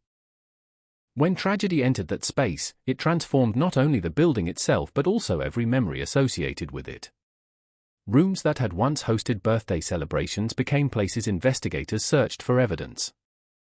The driveway where cars had come and gone without notice became a focal point of forensic examination. The surrounding neighborhood, once defined by quiet normalcy, became permanently associated with one of the most controversial criminal cases in modern American history. It all began in a place that looked completely ordinary. And perhaps that is what makes the setting so unsettling. Because nothing about the neighborhood warned anyone that the questions raised there would remain unresolved for years to come. The streets were the same. The houses were the same. The summer storms arrived on schedule, soaking the sidewalks before sunlight returned. Life appeared unchanged. Only later would the world realize that beneath the appearance of an ordinary suburban summer, a mystery had already begun to unfold, one that would challenge investigators, divide public opinion, and leave behind questions that, even today, still resist definitive answers. As investigators would later discover, understanding the setting of this case meant looking beyond the physical location and examining the atmosphere in which everyday life unfolded. A home is more than walls and furniture. It is built from routines, expectations, habits, and relationships that develop over years. Those invisible patterns often become just as important as physical evidence because they help explain what was considered normal before something suddenly was not. For the Anthony family, normal was not necessarily perfect. Like many families, they experienced disagreements that came and went. Conversations could become emotional, only to settle back into familiar routines the next day. Responsibilities were shared, questioned, and renegotiated as circumstances changed. Adult children and parents often see the same situation through different perspectives, and those differences can create friction without defining an entire relationship. During the investigation, detectives would hear varying descriptions of family life from different witnesses. Some recalled affection and closeness. Others remembered tension and conflict. Rather than presenting a single, uncomplicated portrait, those accounts reflected what is true of many families: relationships are rarely one-dimensional. This complexity became significant because investigators were trying to reconstruct not only events, but context. They wanted to understand how the people involved normally interacted, how responsibilities were handled, and whether anything had noticeably changed during the weeks before concern for Kaylee became public. Those questions mattered because establishing a baseline is often the first step in recognizing an abnormal pattern. In retrospect, many ordinary moments acquired a significance they never held when they occurred. Family photographs that once existed simply to preserve happy memories became points of reference for investigators attempting to establish timelines. Digital records, phone logs, and calendars, created without any expectation that they would one day become evidence, were carefully examined in an effort to reconstruct daily life. Friends searched their memories for conversations they had not considered important at the time. Neighbors replayed ordinary encounters, wondering whether they had overlooked something meaningful. Such reflection is common after high-profile tragedies. People naturally revisit the past, searching for clues that only seem obvious once the outcome is known. That search, however, rarely produces certainty. Human memory is influenced by time, emotion, and later information. Investigators understand this well. A sincere witness can remember events inaccurately without intending to mislead anyone. Details blur. Dates shift. Separate conversations merge into one. For that reason, detectives compare witness accounts against objective evidence whenever possible. In this case, as in many others, some memories aligned with available records while others did not. The challenge was determining which discrepancies reflected innocent mistakes and which, if any, suggested intentional deception. The setting itself also presented practical challenges that would become increasingly important. Florida's climate is unforgiving to forensic evidence. High temperatures, frequent rainfall, dense vegetation, and active wildlife all contribute to the rapid deterioration of outdoor scenes. Investigators know that nature does not pause while a missing person case unfolds. Every passing day has the potential to alter, damage, or eliminate evidence that might otherwise have provided answers. Those environmental realities would later shape both the investigation and the courtroom debate, reminding everyone involved that science can only analyze what remains. Meanwhile, beyond the Anthony household, life in Orlando continued almost unchanged. Families visited attractions, commuters drove familiar routes, and businesses opened each morning as they always had. The contrast is striking in hindsight. A case that would eventually dominate national headlines began in a community that had no reason to suspect it was on the verge of becoming the focus of intense public attention. The neighborhood did not suddenly transform overnight. It changed gradually, as police activity increased, reporters arrived, and the story spread beyond local news. Once that happened, the setting itself took on a new identity. The Anthony home ceased to be merely a private residence. It became a symbol, interpreted differently depending on who was looking at it. For investigators, it was a potential source of evidence. For journalists, it became the backdrop to daily reports. For the public, it represented the center of a mystery they desperately wanted solved. Every photograph of the house, every image of the driveway, every aerial view of the surrounding streets became familiar to millions of people who had never set foot there. Yet behind all of those images was a reality that remained far less clear than television coverage often suggested. The investigation had only begun. The questions were still far more numerous than the answers. And before detectives could attempt to explain what happened, they first needed to understand the life of the little girl whose disappearance had brought them there. Because every true crime investigation ultimately begins with a person, not a case file. Before there were evidence bags, courtroom exhibits, forensic reports, or legal arguments, there was a child with a family, a routine, and a future that should have stretched far beyond the summer of 2008. To understand why this case continues to resonate around the world, we must first understand who Caylee Anthony was, not as a headline or a symbol, but as the young life at the center of a mystery that remains, in crucial respects, unresolved. That is where the next chapter begins. At the center of every great mystery is a person whose story deserves to be remembered before the questions begin. Long before investigators collected evidence, before lawyers stood before a jury, and before television cameras transformed a family tragedy into a national spectacle, there was a little girl named Caylee Anthony. She was not a headline. She was not a symbol in a courtroom battle. She was a child learning the world one day at a time, too young to understand how quickly life could change, too young to imagine that her name would one day become known by millions of strangers. In family photographs, Caylee appears exactly as many 2-year-olds do. Sometimes she is smiling directly at the camera with the uninhibited joy that belongs only to very young children. In other pictures, her attention is captured by something outside the frame, a toy, a pet, or perhaps a voice calling her name. Those moments feel ordinary, almost insignificant, until viewed years later. Then they become something else entirely. They become reminders of a life that exists only in memories and images, frozen forever at an age when every week brought another small discovery. At 2 years old, the world is still wonderfully uncomplicated. Time is measured not by calendars or clocks but by naps, favorite snacks, bedtime stories, and the comforting rhythm of familiar faces. A living room can become a castle. A cardboard box can become a spaceship. A puddle after a summer rain is an invitation to laugh rather than an inconvenience to avoid. Children of that age do not worry about tomorrow. They live entirely in the present, finding excitement in the smallest details that adults often pass without noticing. Those who knew Caylee remembered her as an energetic little girl who loved attention and interaction.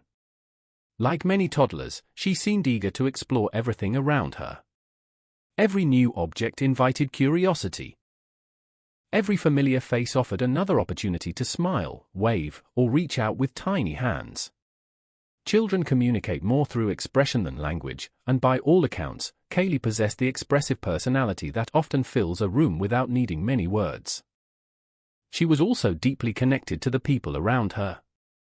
Within the Anthony family, Caylee occupied a special place. Grandparents often describe grandchildren as bringing new energy into a home, and by many accounts, that was true here as well. Everyday routines naturally adjusted around a child so young. Toys appeared in rooms that had once belonged entirely to adults. Children's television programs played in the background. Small shoes waited near the front door. A stroller, a favorite blanket, a collection of stuffed animals, ordinary objects that quietly reshape a household without anyone thinking much about it. Looking back now, those ordinary details carry a different emotional weight.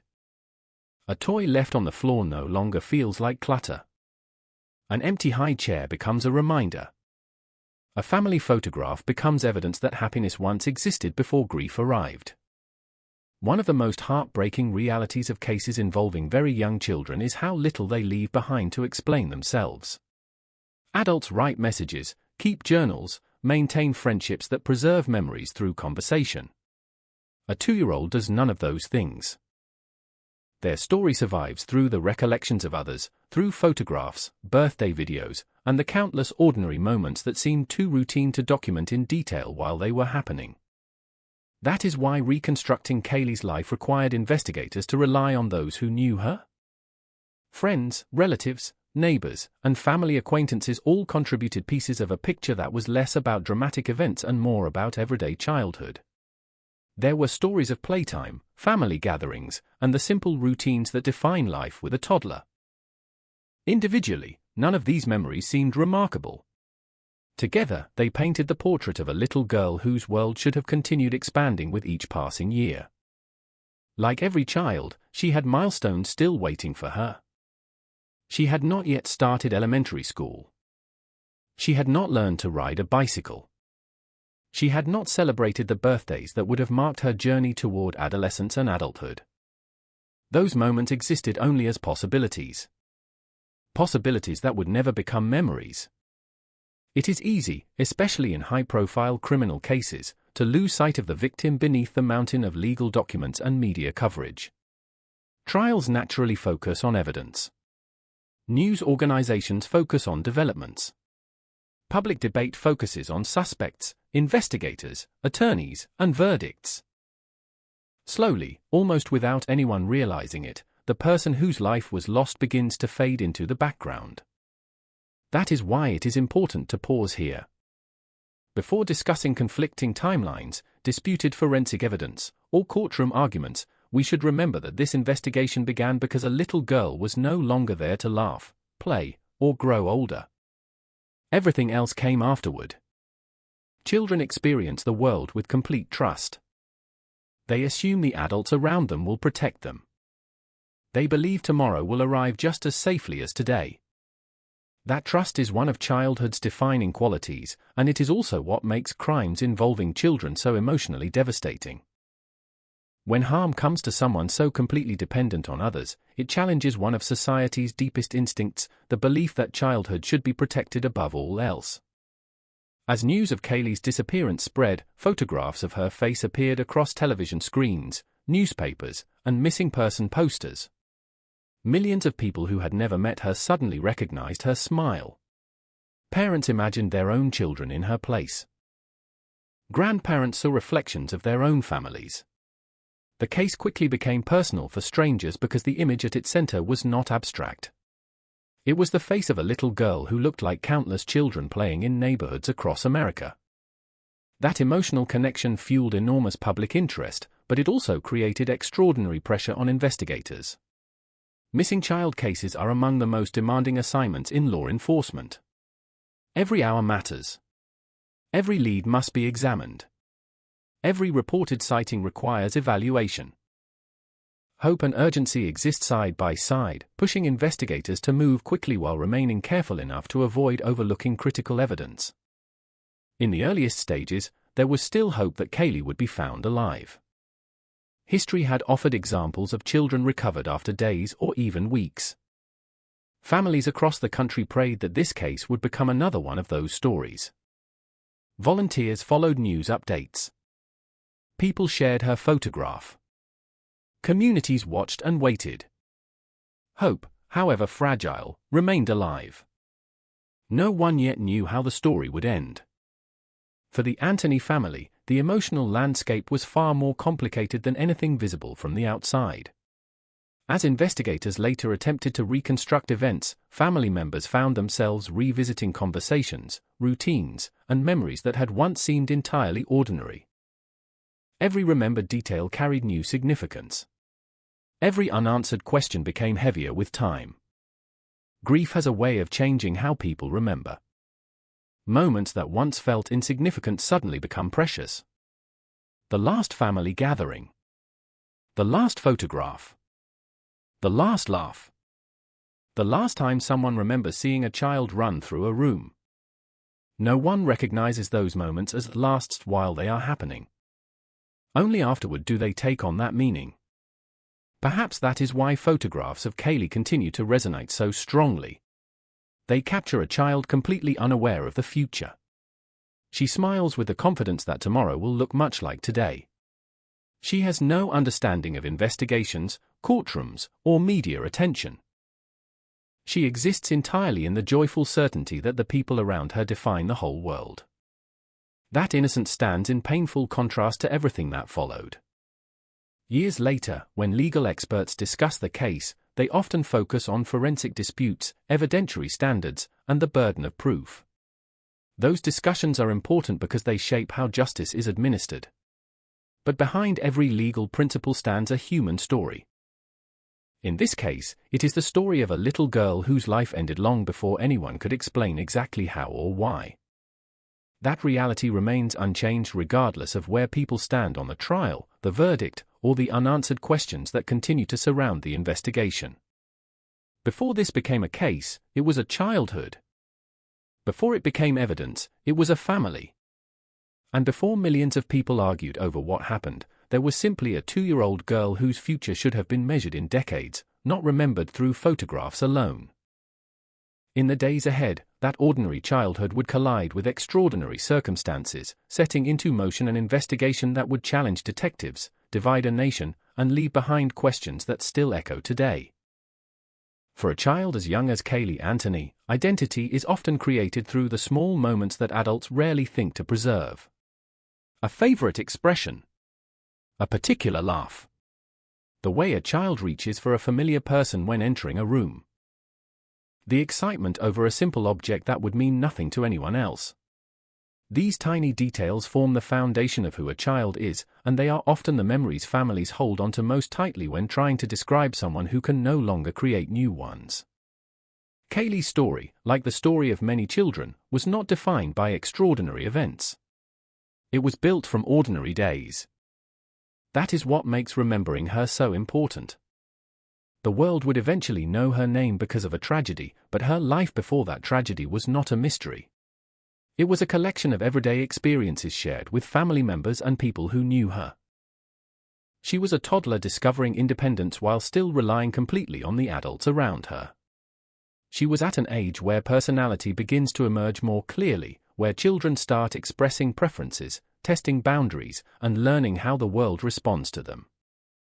At 2 years old, children are constantly changing. A word learned today becomes a favorite phrase tomorrow.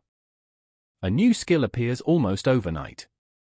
A shy moment can suddenly become a burst of confidence. Every day brings something new. For parents and grandparents, those changes often become the moments they treasure most.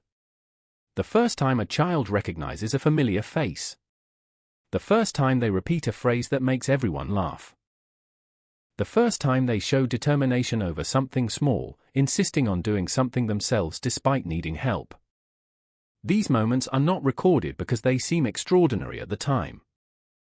They are recorded because they are loved. And when a child is suddenly gone, those memories become the only way to revisit a future that never arrived. The public image of Kaylee was shaped largely through photographs and videos released during the investigation. People across the country saw a smiling young girl, often dressed in colorful clothing, appearing comfortable and happy. To strangers watching from afar, those images became a connection point. They transformed an unfamiliar case into something deeply personal. A missing child is not just a name. A photograph makes people understand there is a real person behind that name. A child who had favorite things. A child who had people waiting for her. A child who should have had countless ordinary experiences ahead.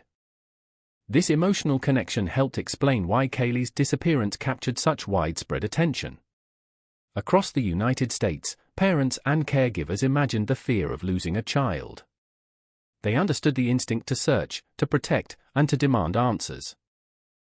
The case touched a universal fear, the possibility that someone vulnerable could disappear while the world continued moving around them. But behind the national attention was a much smaller world that mattered most, the people who knew Kaylee personally. For her grandparents, she represented a bond that many grandparents describe as uniquely powerful. Grandparents often experience childhood again through the eyes of the younger generation. They witness milestones with a different perspective, carrying both the joy of the present and the wisdom of having already experienced life's changes. A grandchild's laughter can transform the atmosphere of a home. A child's presence can become part of the daily rhythm without anyone realizing how deeply that rhythm has formed. When Kaylee disappeared, that rhythm was shattered. The spaces she once occupied became reminders. The routines that once seemed automatic became painful memories. The ordinary details of family life suddenly carried a different meaning. This is one of the cruelest aspects of loss. The world does not immediately stop. Morning still arrives. Traffic still moves. Stores still open. People continue their daily routines.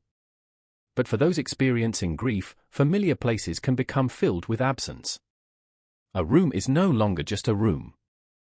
It becomes a place where someone should be. A toy is no longer just a toy. It becomes a reminder of a child who once played with it. A photograph is no longer just an image. It becomes a moment that can never happen again. During the investigation, detectives had to look backward through time. They needed to understand Kaylee's life before she disappeared because the final days of any person's story are connected to the life that came before. Who were the people around her? What were her routines? Who had access to her? What patterns changed? Those questions are standard in missing person investigations, but they become especially difficult when the person at the center of the case is a very young child. A toddler does not have independence in the way an older child or adult does. Their movements are controlled by the decisions of caregivers. Their safety depends on others. Their world is created by the adults who surround them. That responsibility is what makes cases involving young children so emotionally powerful. A child's vulnerability is not a weakness. It is a reminder of the trust placed in adults. Every parent, guardian, and caregiver carries the responsibility of protecting someone who cannot yet fully protect themselves. That expectation exists across cultures and communities. It is one of the basic foundations of family and society. The disappearance of Kaylee challenged that expectation and created a level of public emotion that extended far beyond Orlando. People followed the case because they wanted answers. They wanted reassurance that a missing child could be found. They wanted to believe that the world could still provide justice when something terrible happened. But as the investigation continued, the story moved away from the hope of a quick recovery and toward a much more complicated search for truth. The investigation would eventually focus on timelines, statements, forensic evidence, and competing explanations. Yet every piece of evidence represented something connected to a human life. A phone record represented a conversation someone had. A photograph represented a moment someone experienced. A witness statement represented a memory someone carried. Behind every document was a person. Behind every argument was a consequence. That human element is easy to overlook when a case becomes a public debate. Numbers, dates, and legal terms can make a tragedy feel distant. But Kaylee was not a case file. She was a child whose personality existed beyond the circumstances that brought her name into headlines. The people who knew her did not know her as the victim. They knew her as a daughter. A granddaughter. A little girl who was part of their everyday lives. This distinction matters because victims of crime are often remembered only through the events surrounding their deaths. Their final moments become more widely discussed than their actual lives. In Kaylee's case, millions of people learned details about the investigation, but far fewer knew the ordinary pieces of childhood that came before. Remembering those pieces restores some humanity to the story. It reminds us that every investigation begins with a person. Every missing person case begins with someone whose absence is felt. Every courtroom argument begins because something happened to someone who mattered. Kaylee's life was brief, but it was not meaningless. The impact she had on those who knew her was real, and the grief following her disappearance reflected the importance of the place she held within her family. As the investigation moved forward, the world would begin focusing on questions that had no easy answers. Detectives would search for a timeline. Experts would analyze evidence. Attorneys would prepare competing arguments. The public would debate what they believed. But before all of those questions, there was a simpler truth. There was a little girl. There was a family who loved her. And there was a future that should have continued unfolding one ordinary day at a time. As the investigation into Kaylee Anthony's disappearance grew larger, the image of the little girl at its center became known far beyond the streets of Orlando. Her photograph appeared on television screens, printed materials, and news reports across the country. Millions of people who had never met her learned her name. They saw her smile, her expressions, and the childhood moments preserved by cameras before anyone knew those images would one day carry such sadness. But a photograph can only show one moment. It cannot show the countless moments that came before it.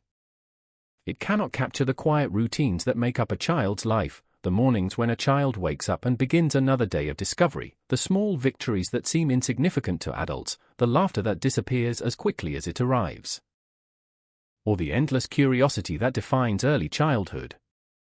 Those are the pieces of a person that rarely appear in official records. They exist only in memory. For Kaylee, those memories belong to the people closest to her. A child's world is naturally small. At 2 years old, the most important places are familiar ones. Home. A relative's house. A favorite room. A place where toys are kept. A person whose voice brings comfort. The boundaries of childhood are not measured in miles but in familiarity. Safety is created through repetition, the same faces appearing each day, the same routines returning again and again. That sense of familiarity is what allows young children to grow. They learn because they feel secure enough to explore.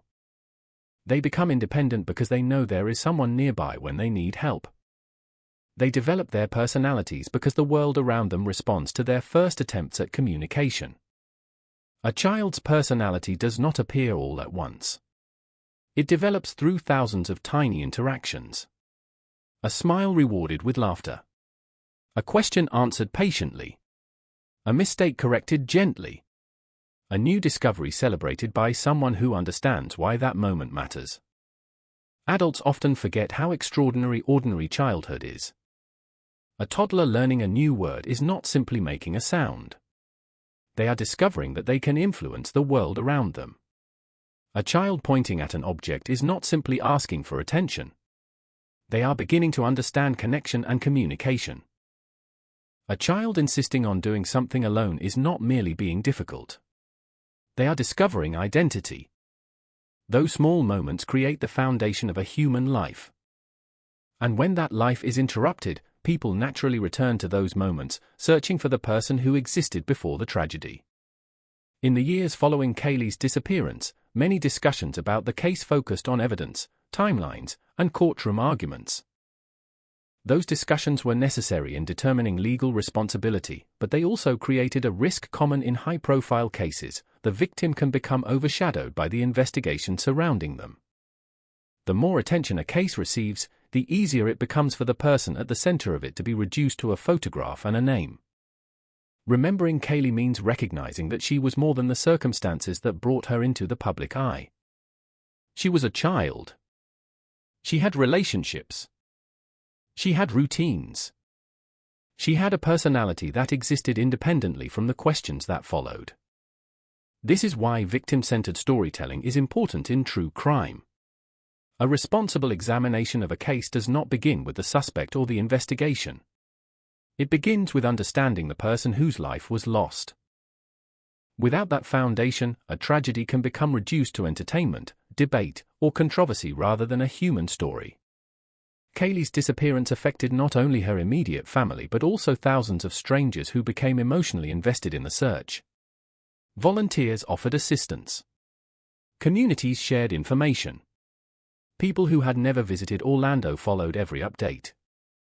The case became an example of how a single child's story can create a powerful response from people who feel connected through shared humanity. At the same time, the enormous attention surrounding the case created challenges. Public emotion was intense. Rumors spread quickly. Information was often debated before it was confirmed. The line between concern and speculation became increasingly difficult to maintain. That environment would shape everything that followed.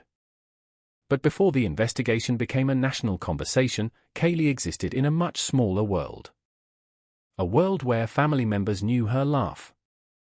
A world where familiar faces mattered most. A world where the biggest events were not court hearings or police searches, but the everyday discoveries of childhood. A new game. A new word. A new expression. A new way of seeing the world.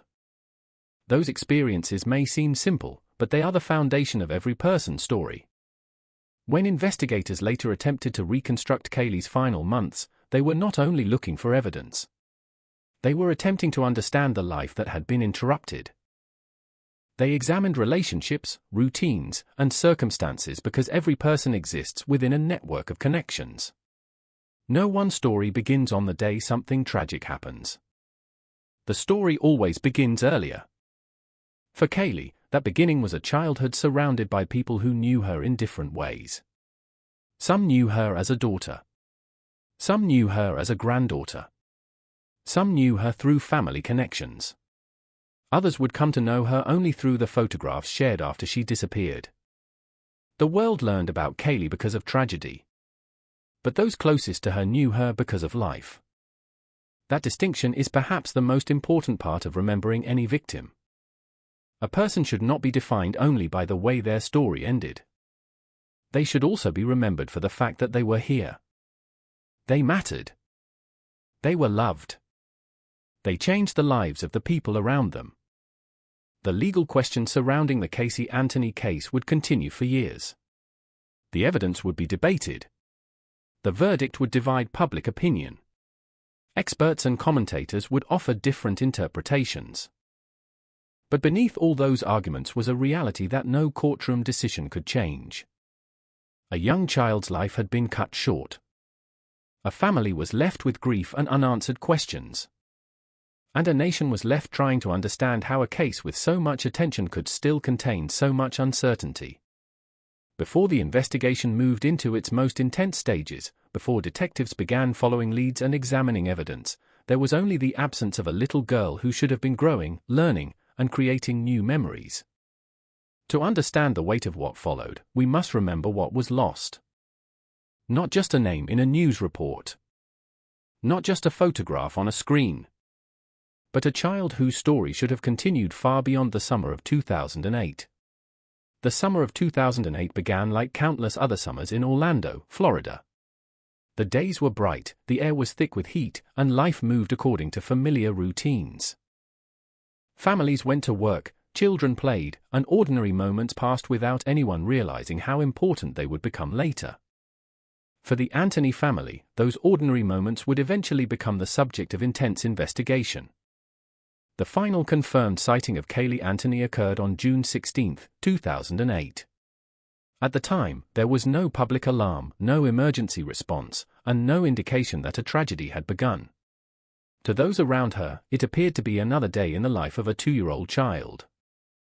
There was no way for anyone to know that this date would later become one of the most important points on a timeline examined repeatedly by detectives, attorneys, and forensic experts. The details of what happened after that day would become the center of one of the most controversial criminal investigations in modern American history. But the first question investigators faced was not how Kaylee died. It was much simpler. Where was she? In many missing child cases, the first hours are considered critical. Families immediately contact authorities. Search efforts begin. Information is gathered while memories are still fresh and evidence is easier to preserve. Every moment matters because the possibility of finding a child alive depends on rapid action. In the case of Kaylee Anthony, that immediate missing child report did not happen. For more than a month, the disappearance remained unknown to law enforcement and the public. 31 days passed. That period would later become one of the most heavily examined aspects of the case. Investigators wanted to understand what happened during those missing weeks. Where was Kaylee? Who had been with her? Why had no report been made? What explanations existed for her absence? The answers to those questions would become the foundation of the investigation. During that time, Casey Anthony continued interacting with family members and friends. According to later testimony and police interviews, she provided explanations about Kaylee's whereabouts. She told people that her daughter was with a babysitter named Zenaida Fernandez Gonzalez, often referred to as Zonnie. She described a situation in which Kaylee was supposedly being cared for by someone else. As investigators would later discover, they were unable to verify the existence of this babysitter.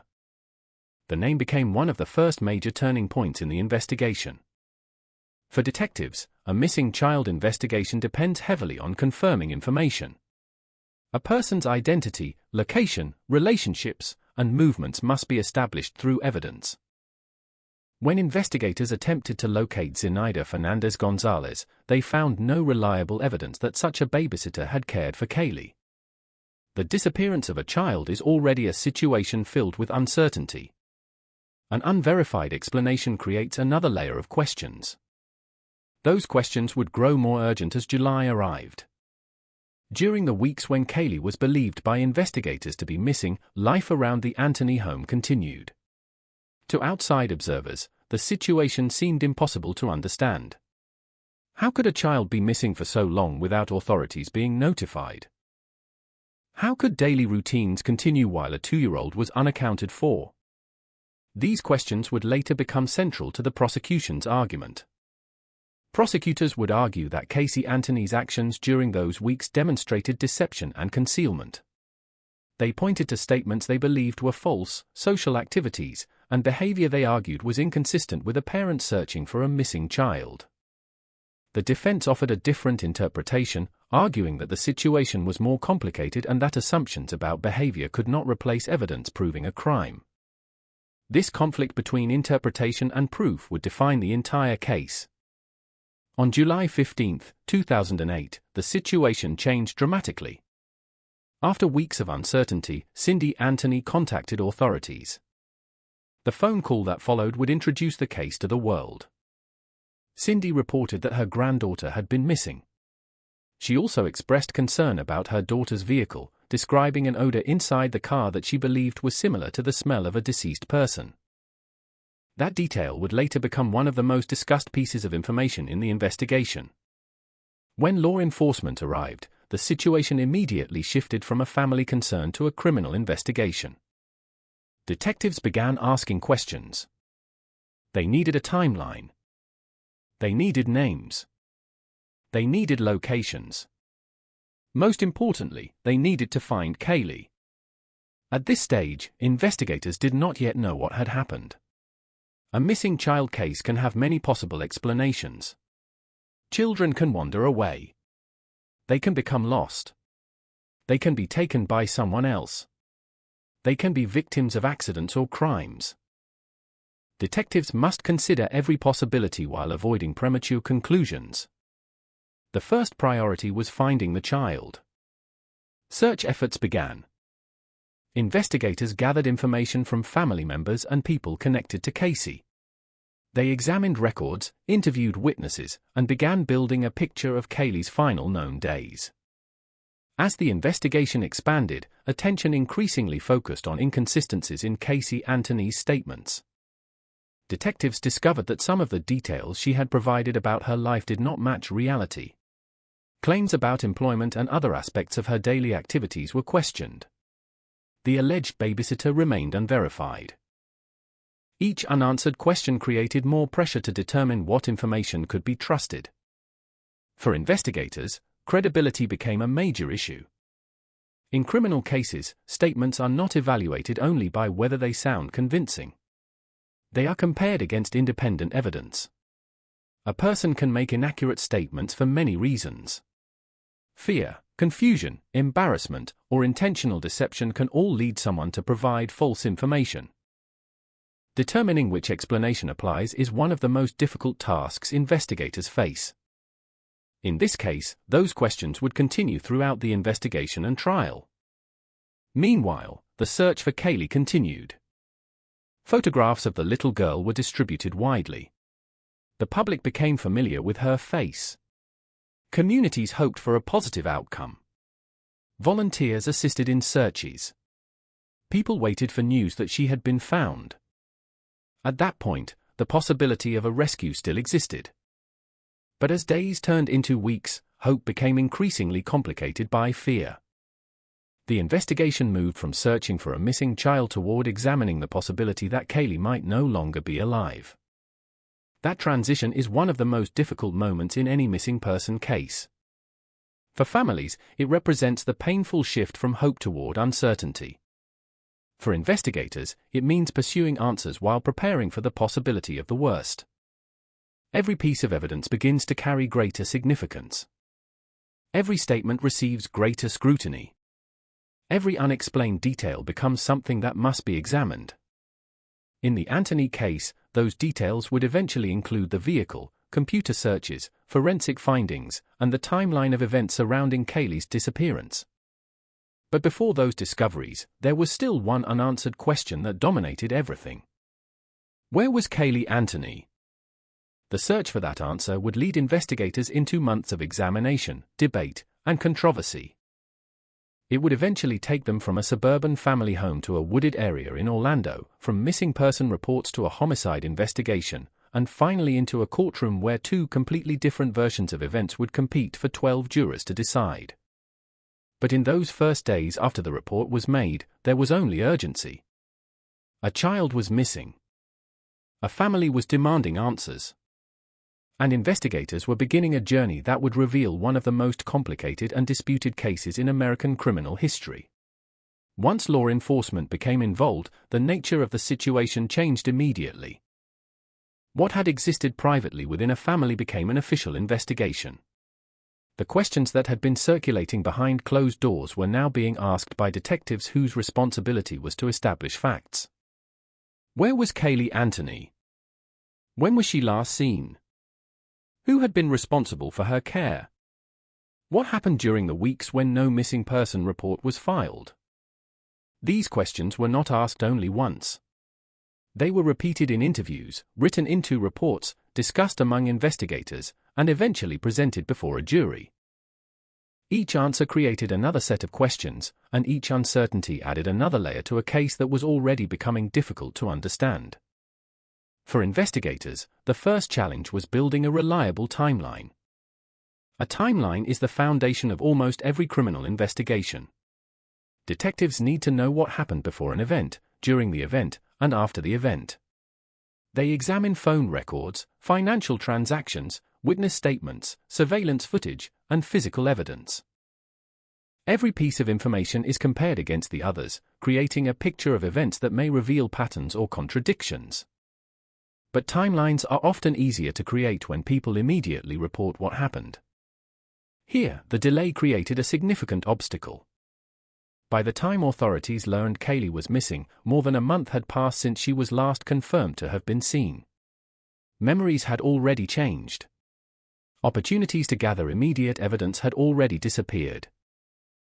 The passage of time had become another challenge investigators had to overcome. The investigation quickly focused on Casey Anthony's statement about where Kaylee had been. According to information provided during the investigation, Casey said that Kaylee had been with a babysitter named Zenaida Fernandez Gonzalez. She described a person who supposedly cared for her daughter while Casey handled other responsibilities. To investigators, locating this person was essential. If the babysitter existed, she could potentially provide critical information about Kaylee's location and the circumstances surrounding her disappearance. Detectives searched for that answer. But the person they were looking for could not be confirmed. The inability to verify the babysitter became one of the first major points of suspicion in the case. Investigators were not simply searching for a name. They were searching for a person who could explain the whereabouts of a missing child. Without that person, one possible explanation for Kaylee's absence collapsed, leaving investigators with even more uncertainty. This was one of the first moments when the investigation began moving in a different direction. A missing child case depends on following possibilities.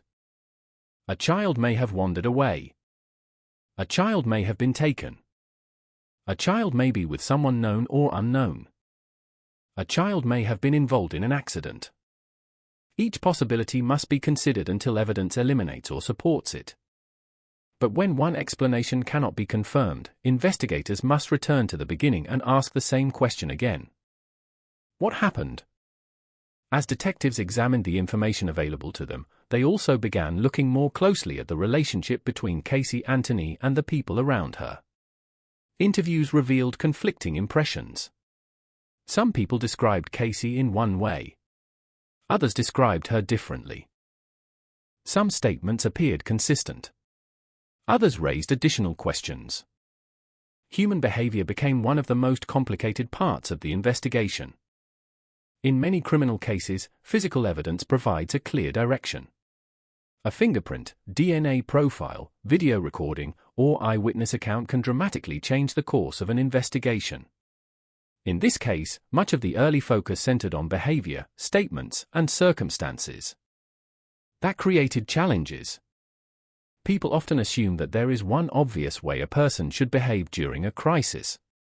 They expect immediate actions, visible emotions, and responses that match their own understanding of fear and grief.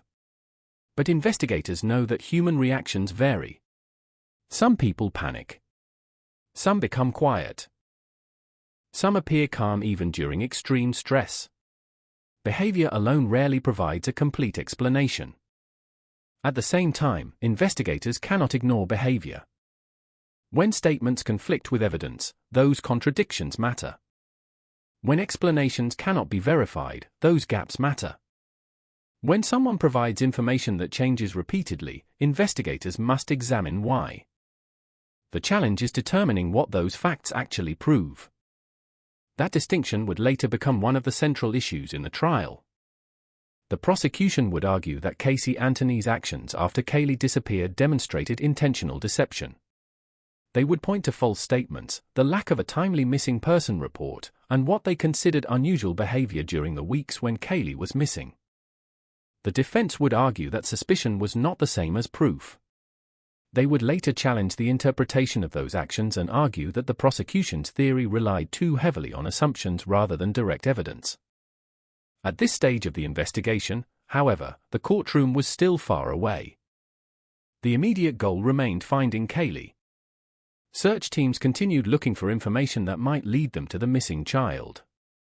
Investigators followed leads, interviewed people connected to the family, and examined locations that could potentially provide answers. Each search carried the same emotional tension. Every location raised two possibilities. A discovery could bring Kaylee home. Or it could reveal a devastating truth. That uncertainty affected everyone involved. For investigators, it meant carrying the responsibility of searching for a child while preparing for any outcome. For family members, it meant living between hope and fear. For the public, it meant watching a mystery unfold without knowing whether the ending would be one of relief or heartbreak. As the days continued, attention increasingly turned toward the Anthony family home and the vehicle connected to Casey Anthony. Investigators examined the car because of the concerns reported by Cindy Anthony. The odor described inside the vehicle became an important detail in the investigation and would later become one of the most debated pieces of evidence presented at trial. The significance of a smell became a major point of disagreement. To some investigators, it suggested that something serious had occurred. To defense experts, the interpretation of that evidence was not so straightforward. This disagreement reflected a larger theme that would appear repeatedly throughout the case. Evidence does not always speak for itself. It must be interpreted. An interpretation can differ depending on the person examining it. A forensic scientist, a detective, a prosecutor, and a defense attorney may look at the same piece of information and reach different conclusions. The legal system exists partly to examine those differences, allowing competing sides to challenge each other before a final decision is made. But before any evidence could be debated in court, investigators first had to find out what evidence existed. The search continued. The questions continued. And the case moved closer toward a turning point that would forever change how the public understood Kaylee Anthony's disappearance. The investigation had started with a missing child.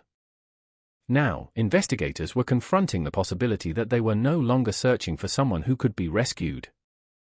They were searching for answers. As the investigation moved forward, the most difficult part was not simply determining what had happened. It was determining what could be proven. The missing weeks became the center of everything. 31 days separated the last confirmed sighting of Kaylee Anthony and the moment authorities were notified that she was missing. For investigators, those days represented a blank space in the timeline, a period where critical information might exist but where certainty was increasingly difficult to achieve. Every missing day created another question. Every unanswered question created another possibility. And every possibility had to be examined. Detectives began reconstructing the timeline piece by piece. They interviewed family members, friends, and acquaintances. They reviewed phone records and examined digital information. They looked for patterns that could explain where Kaylee had been and what had happened during the weeks when nobody outside the family knew she was gone. The process was slow and methodical. Real investigations rarely unfold the way they appear in movies. There is no single moment when everything suddenly becomes clear. Instead, detectives often spend countless hours sorting through information that may or may not become important. A small detail that seems meaningless at first can later become significant. Another detail that initially appears crucial may eventually lead nowhere. Investigators must remain open to both possibilities. In the Anthony case, the challenge was made more difficult by the amount of attention surrounding it. The public wanted answers quickly. News organizations wanted updates. Rumors traveled faster than verified information. Every new detail became part of a national conversation. But detectives could not investigate based on public expectation. They had to investigate based on evidence. One of the most important parts of the investigation involved understanding the statements made by Casey Anthony. Detectives noted that certain information she provided could not be independently confirmed. The babysitter she identified could not be located. Other details about her life were also questioned as investigators compared her statements with available records. Those inconsistencies changed the direction of the investigation. A missing child case depends heavily on cooperation and accurate information. When investigators cannot confirm a person's statements, they must consider why. Sometimes people provide inaccurate information because they are frightened or confused. Sometimes they misunderstand events. Sometimes they intentionally create false stories. Determining which explanation applies is one of the most difficult parts of investigative work. In this case, prosecutors would later argue that the false statements were evidence of consciousness of guilt. They would tell jurors that the pattern of deception showed Casey Anthony was attempting to hide the truth about what happened to Kaylee. The defense would challenge that interpretation. They would argue that suspicious behavior and dishonesty were not enough to prove murder. They would emphasize that the prosecution still needed to prove exactly how Kaylee died and that uncertainty remained about critical details. Those arguments would eventually become central inside the courtroom. But during the investigation, detectives were still searching for physical answers. One area of focus became the vehicle associated with Casey Anthony. The vehicle became significant because of Cindy Anthony's report that she detected an unusual odor inside it. Investigators examined the car, collected potential evidence, and attempted to determine whether anything inside connected to Kaylee's disappearance. The examination of the vehicle would later become one of the most debated parts of the case. Experts disagreed about what certain findings meant. Some evidence was interpreted as potentially significant. Other experts questioned whether those interpretations were scientifically reliable. This disagreement reflected a broader challenge in forensic investigations. Evidence rarely exists in isolation. It must be placed within context. A smell, for example, cannot explain an entire event by itself. A digital search cannot automatically reveal who performed it or why. A person's statement cannot prove every conclusion investigators may draw from it. Each piece must be evaluated carefully. That careful evaluation is what the legal system requires. But outside the courtroom, people often reached conclusions much faster. As the case received more media coverage, public attention intensified. Kaylee's photograph became familiar to millions of people. The public wanted answers, and many struggled to understand how a child could be missing for weeks without a report being made. The emotional reaction was understandable. A missing child creates a powerful sense of urgency. For many people watching from outside the case, the situation seemed impossible to comprehend. They imagined their own children, grandchildren, or loved ones in Kaylee's place. They wondered what they would do if someone they loved disappeared. That emotional connection made the case different from many others. But emotion, while powerful, does not always provide certainty. Investigators had to separate what felt likely from what could be demonstrated. That distinction would eventually define the trial. During this period, the Anthony family also became a central part of public discussion. Their private relationships, disagreements, and personal histories were examined by strangers across the country. Every interview and public appearance became subject to intense analysis. People searched for explanations.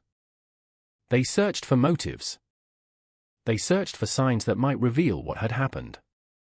But families are complicated. Relationships contain years of history that outsiders rarely understand completely. A single conversation cannot explain an entire relationship. A single emotion cannot reveal an entire truth.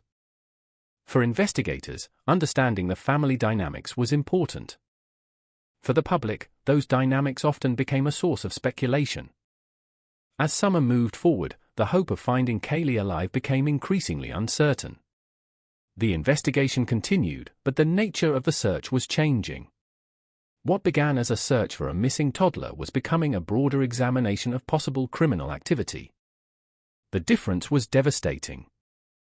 In a missing person investigation, every effort is focused on bringing someone back. In a potential homicide investigation, the focus shifts toward understanding what happened and holding someone accountable if a crime occurred.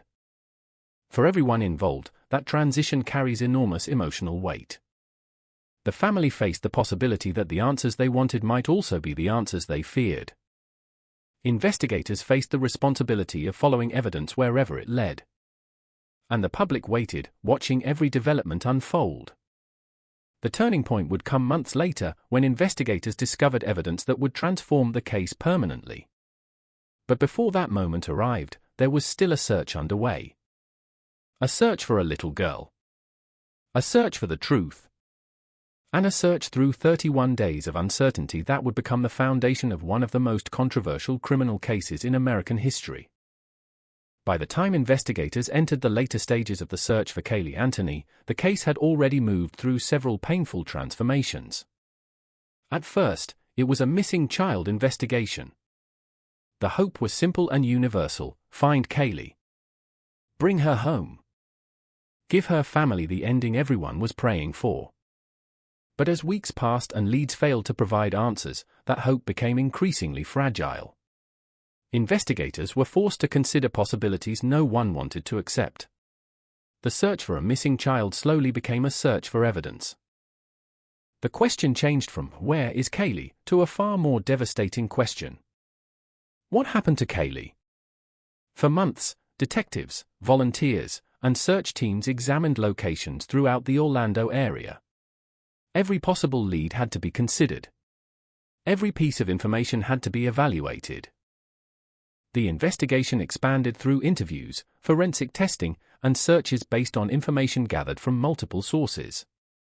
Then, in December 2008, nearly 6 months after Kaylee was last seen, the case reached its darkest turning point. A discovery was made in a wooded area near the Anthony family home. The location was not a dramatic scene from a crime television program. It was not a place that appeared obviously significant. It was a quiet area of vegetation and trees, the kind of landscape common throughout central Florida. Nature had continued uninterrupted there for months. Rain had fallen.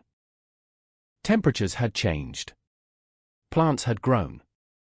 The environment had slowly transformed the area, leaving investigators with the difficult task of understanding what remained. On December 11, 2008, human remains were found. The possibility that investigators had discovered Kaylee immediately changed the entire case. The missing child investigation had reached a moment that everyone had hoped would never come. The search had ended. But the questions had only grown larger. The discovery brought grief, but it also brought the possibility of answers. For investigators, finding remains meant they could finally examine physical evidence connected to Kaylee's disappearance. For the family, it meant confronting a reality that had been feared for months. For the public, it meant a heartbreaking confirmation that transformed the case from a missing child mystery into a death investigation. The wooded area where the remains were found became a crime scene. Investigators carefully secured the location. Every object mattered. Every detail needed to be documented. When evidence has been exposed to the elements for an extended period, investigators face unique challenges. The environment can destroy information. Rain can move objects. Animals can disturb locations. Heat and humidity can affect biological material. Time itself becomes an invisible force working against those searching for answers. The condition of the remains meant that determining exactly what had happened would be extraordinarily difficult. Forensic specialists examined the remains and worked to establish identity and possible cause of death. Eventually, the remains were identified as those of Caylee Anthony. But one of the most important questions remained unanswered. How did she die? The answer was not clear. And that uncertainty would follow the case all the way into the courtroom. In many homicide investigations, determining cause of death is a central piece of evidence. A wound, a weapon, toxicology results, or other forensic findings can help explain what occurred. In Caylee's case, the condition of the remains made that determination far more difficult. The medical examiner ruled the cause of death as undetermined. That single conclusion would become one of the defining issues of the trial.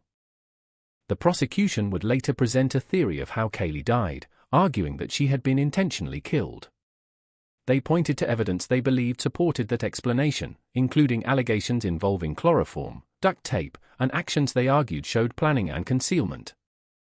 The defense challenged that theory, arguing that the evidence did not prove how Caylee died and that alternative explanations existed. The inability to determine the exact cause of death became a major point of debate. Because a question remained. Not just who was responsible, but what actually happened. Near the remains, investigators recovered evidence that attracted significant attention, including pieces of tape. Prosecutors would later argue that this evidence supported their theory of a deliberate killing. Defense attorneys questioned the interpretation of those findings and challenged whether the evidence could prove the conclusions being suggested. This disagreement reflected the larger pattern of the case. Evidence existed, but its meaning was debated. That distinction is crucial. A criminal investigation is not simply about collecting objects. It is about determining what those objects can reliably prove. The same piece of evidence can be viewed differently depending on scientific analysis, legal arguments, and the limitations surrounding its discovery. In the Anthony case, the limitations were significant. The remains had been outdoors for months. The location had been exposed to natural conditions. The opportunity to collect certain types of evidence had already passed. Investigators were forced to work backward, attempting to reconstruct events from what was left behind. This is one of the greatest challenges in forensic investigations. Evidence does not always arrive in perfect condition. Sometimes investigators find a scene shortly after an event occurs. Other times, they arrive after time has already changed the circumstances. The difference can determine whether science can provide clear answers or only possibilities. For Caylee's family, the discovery brought an unbearable kind of certainty. The hope that she might still be found alive was gone. The search that had filled months with questions had reached its conclusion. But emotional closure did not come with the discovery. Knowing what happened to a person and understanding why it happened are two different things. The remains answered one question. Caylee was no longer missing. But many others remained. What happened during the weeks before her disappearance was reported? How did she die? Who was responsible? Could the evidence provide those answers? Those questions would drive the investigation forward. The discovery also changed public perception of the case. Until that moment, many people had followed the story hoping for a reunion. Afterward, the focus shifted toward accountability and justice. The public wanted someone held responsible. But investigators and prosecutors faced a more difficult task. They needed evidence strong enough to meet the legal standard required for conviction. Suspicion was not enough. Emotion was not enough. A theory was not enough. The evidence had to prove what happened beyond a reasonable doubt. That burden would become increasingly important as the case moved toward trial. The discovery of Kaylee's remains marked the end of one chapter and the beginning of another. The search was over, but the investigation had entered its most complex stage. Detectives now had to analyze everything they had collected, compare it against statements and timelines, and determine whether the evidence could reveal the truth behind the tragedy. In the quiet woods of central Florida, investigators had finally found the answer to where Kaylee was. But they were still searching for the answer to the question that mattered most. Why? 5B. Part 5, The Discovery, a crime scene without a complete story. The discovery of Kaylee Anthony's remains answered the question that had haunted investigators and the public for months: the little girl who had disappeared in the summer of 2008 would not be coming home. But the discovery also created a new and perhaps even more difficult challenge. Finding the remains was one thing. Understanding what happened was another. A location can reveal evidence, but evidence does not always reveal a complete story. A crime scene does not speak in full sentences. It offers fragments. A position. An object. A trace. A possibility. Investigators must carefully examine those fragments and determine what conclusions are supported and what conclusions remain uncertain. In Kaylee's case, the passage of time had become one of the greatest obstacles. The wooded area where the remains were discovered had existed quietly for months without anyone knowing its significance. During that time, nature continued its normal process. Rain fell. Temperatures rose and dropped. Vegetation changed. The environment interacted with anything left behind. For investigators, this meant they were not examining a recent scene. They were examining a scene altered by time. That distinction is critical in forensic work. A fresh crime scene may contain information that disappears quickly. Biological evidence can be collected before it deteriorates. Objects may remain exactly where they were left. Environmental conditions can provide important clues about timing and events. But when months have passed, investigators face a different reality. They must ask not only, what is here? They must also ask, what might have been here before? That question creates enormous uncertainty. The scene examination required careful documentation. Investigators photographed the area, collected potential evidence, and attempted to preserve anything that could provide information about what had happened. Every item recovered had to be considered within context. An object found near remains does not automatically explain the circumstances surrounding the death. It must be analyzed carefully. This principle would become one of the most important themes throughout the entire case. Evidence requires interpretation. And interpretation requires caution. The discovery of the remains led investigators to examine the possibility that Kaylee had been the victim of a homicide. The circumstances surrounding her disappearance, combined with the discovery, resulted in a much deeper investigation into the actions and statements of those closest to her. Attention focused heavily on Casey Anthony. By this point, investigators had already identified several issues that affected their understanding of the timeline. Casey had provided information about Kaylee's whereabouts that investigators could not verify. The alleged babysitter remained unconfirmed. Statements about other aspects of her life had also been questioned. Those issues became increasingly significant because investigators were no longer trying only to locate a missing child. They were now trying to determine whether a crime had occurred and, if so, who was responsible. The investigation examined multiple areas of potential evidence. One area involved Casey Anthony's vehicle. The vehicle had attracted attention early in the investigation after Cindy Anthony reported a concerning odor inside it. Investigators conducted examinations and collected evidence that would later become part of the legal proceedings.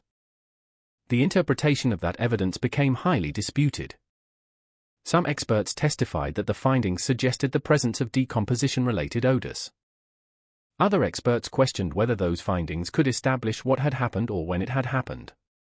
This disagreement demonstrated one of the central challenges of forensic evidence: scientific findings can be meaningful without providing absolute answers. A piece of evidence may suggest a possibility. It may support a theory. But it may not prove every part of a conclusion. Another significant area involved computer searches related to chloroform. Prosecutors later argued that these searches were evidence of planning.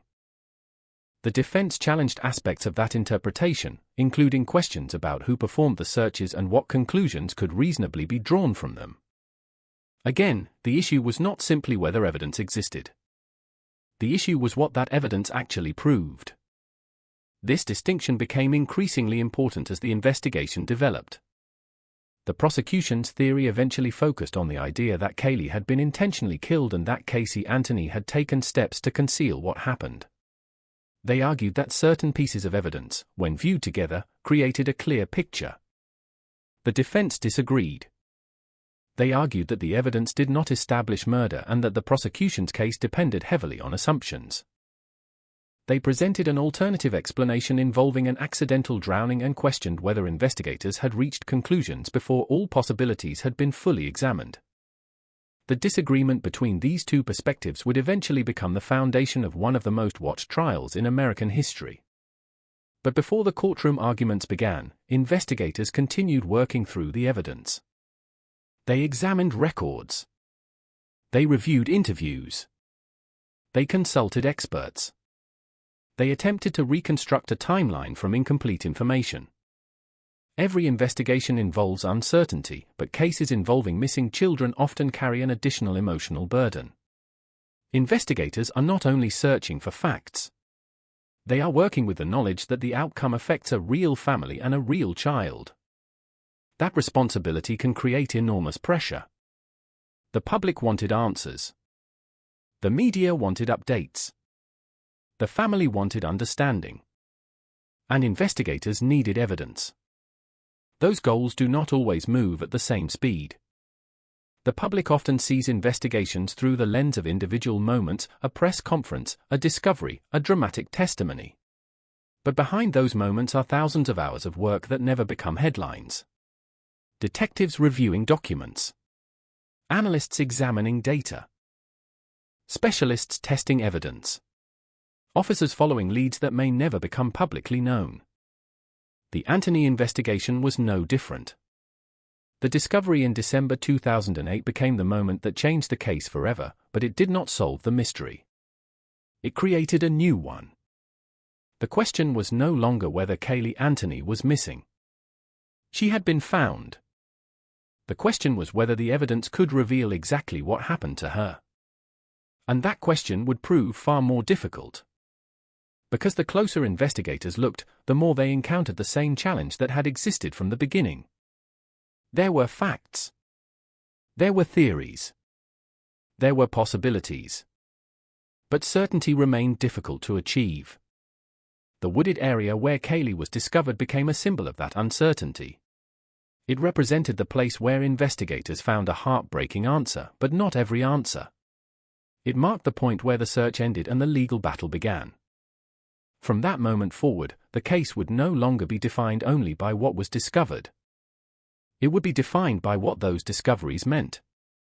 And that debate would continue all the way to the courtroom, and that debate would continue all the way to the courtroom.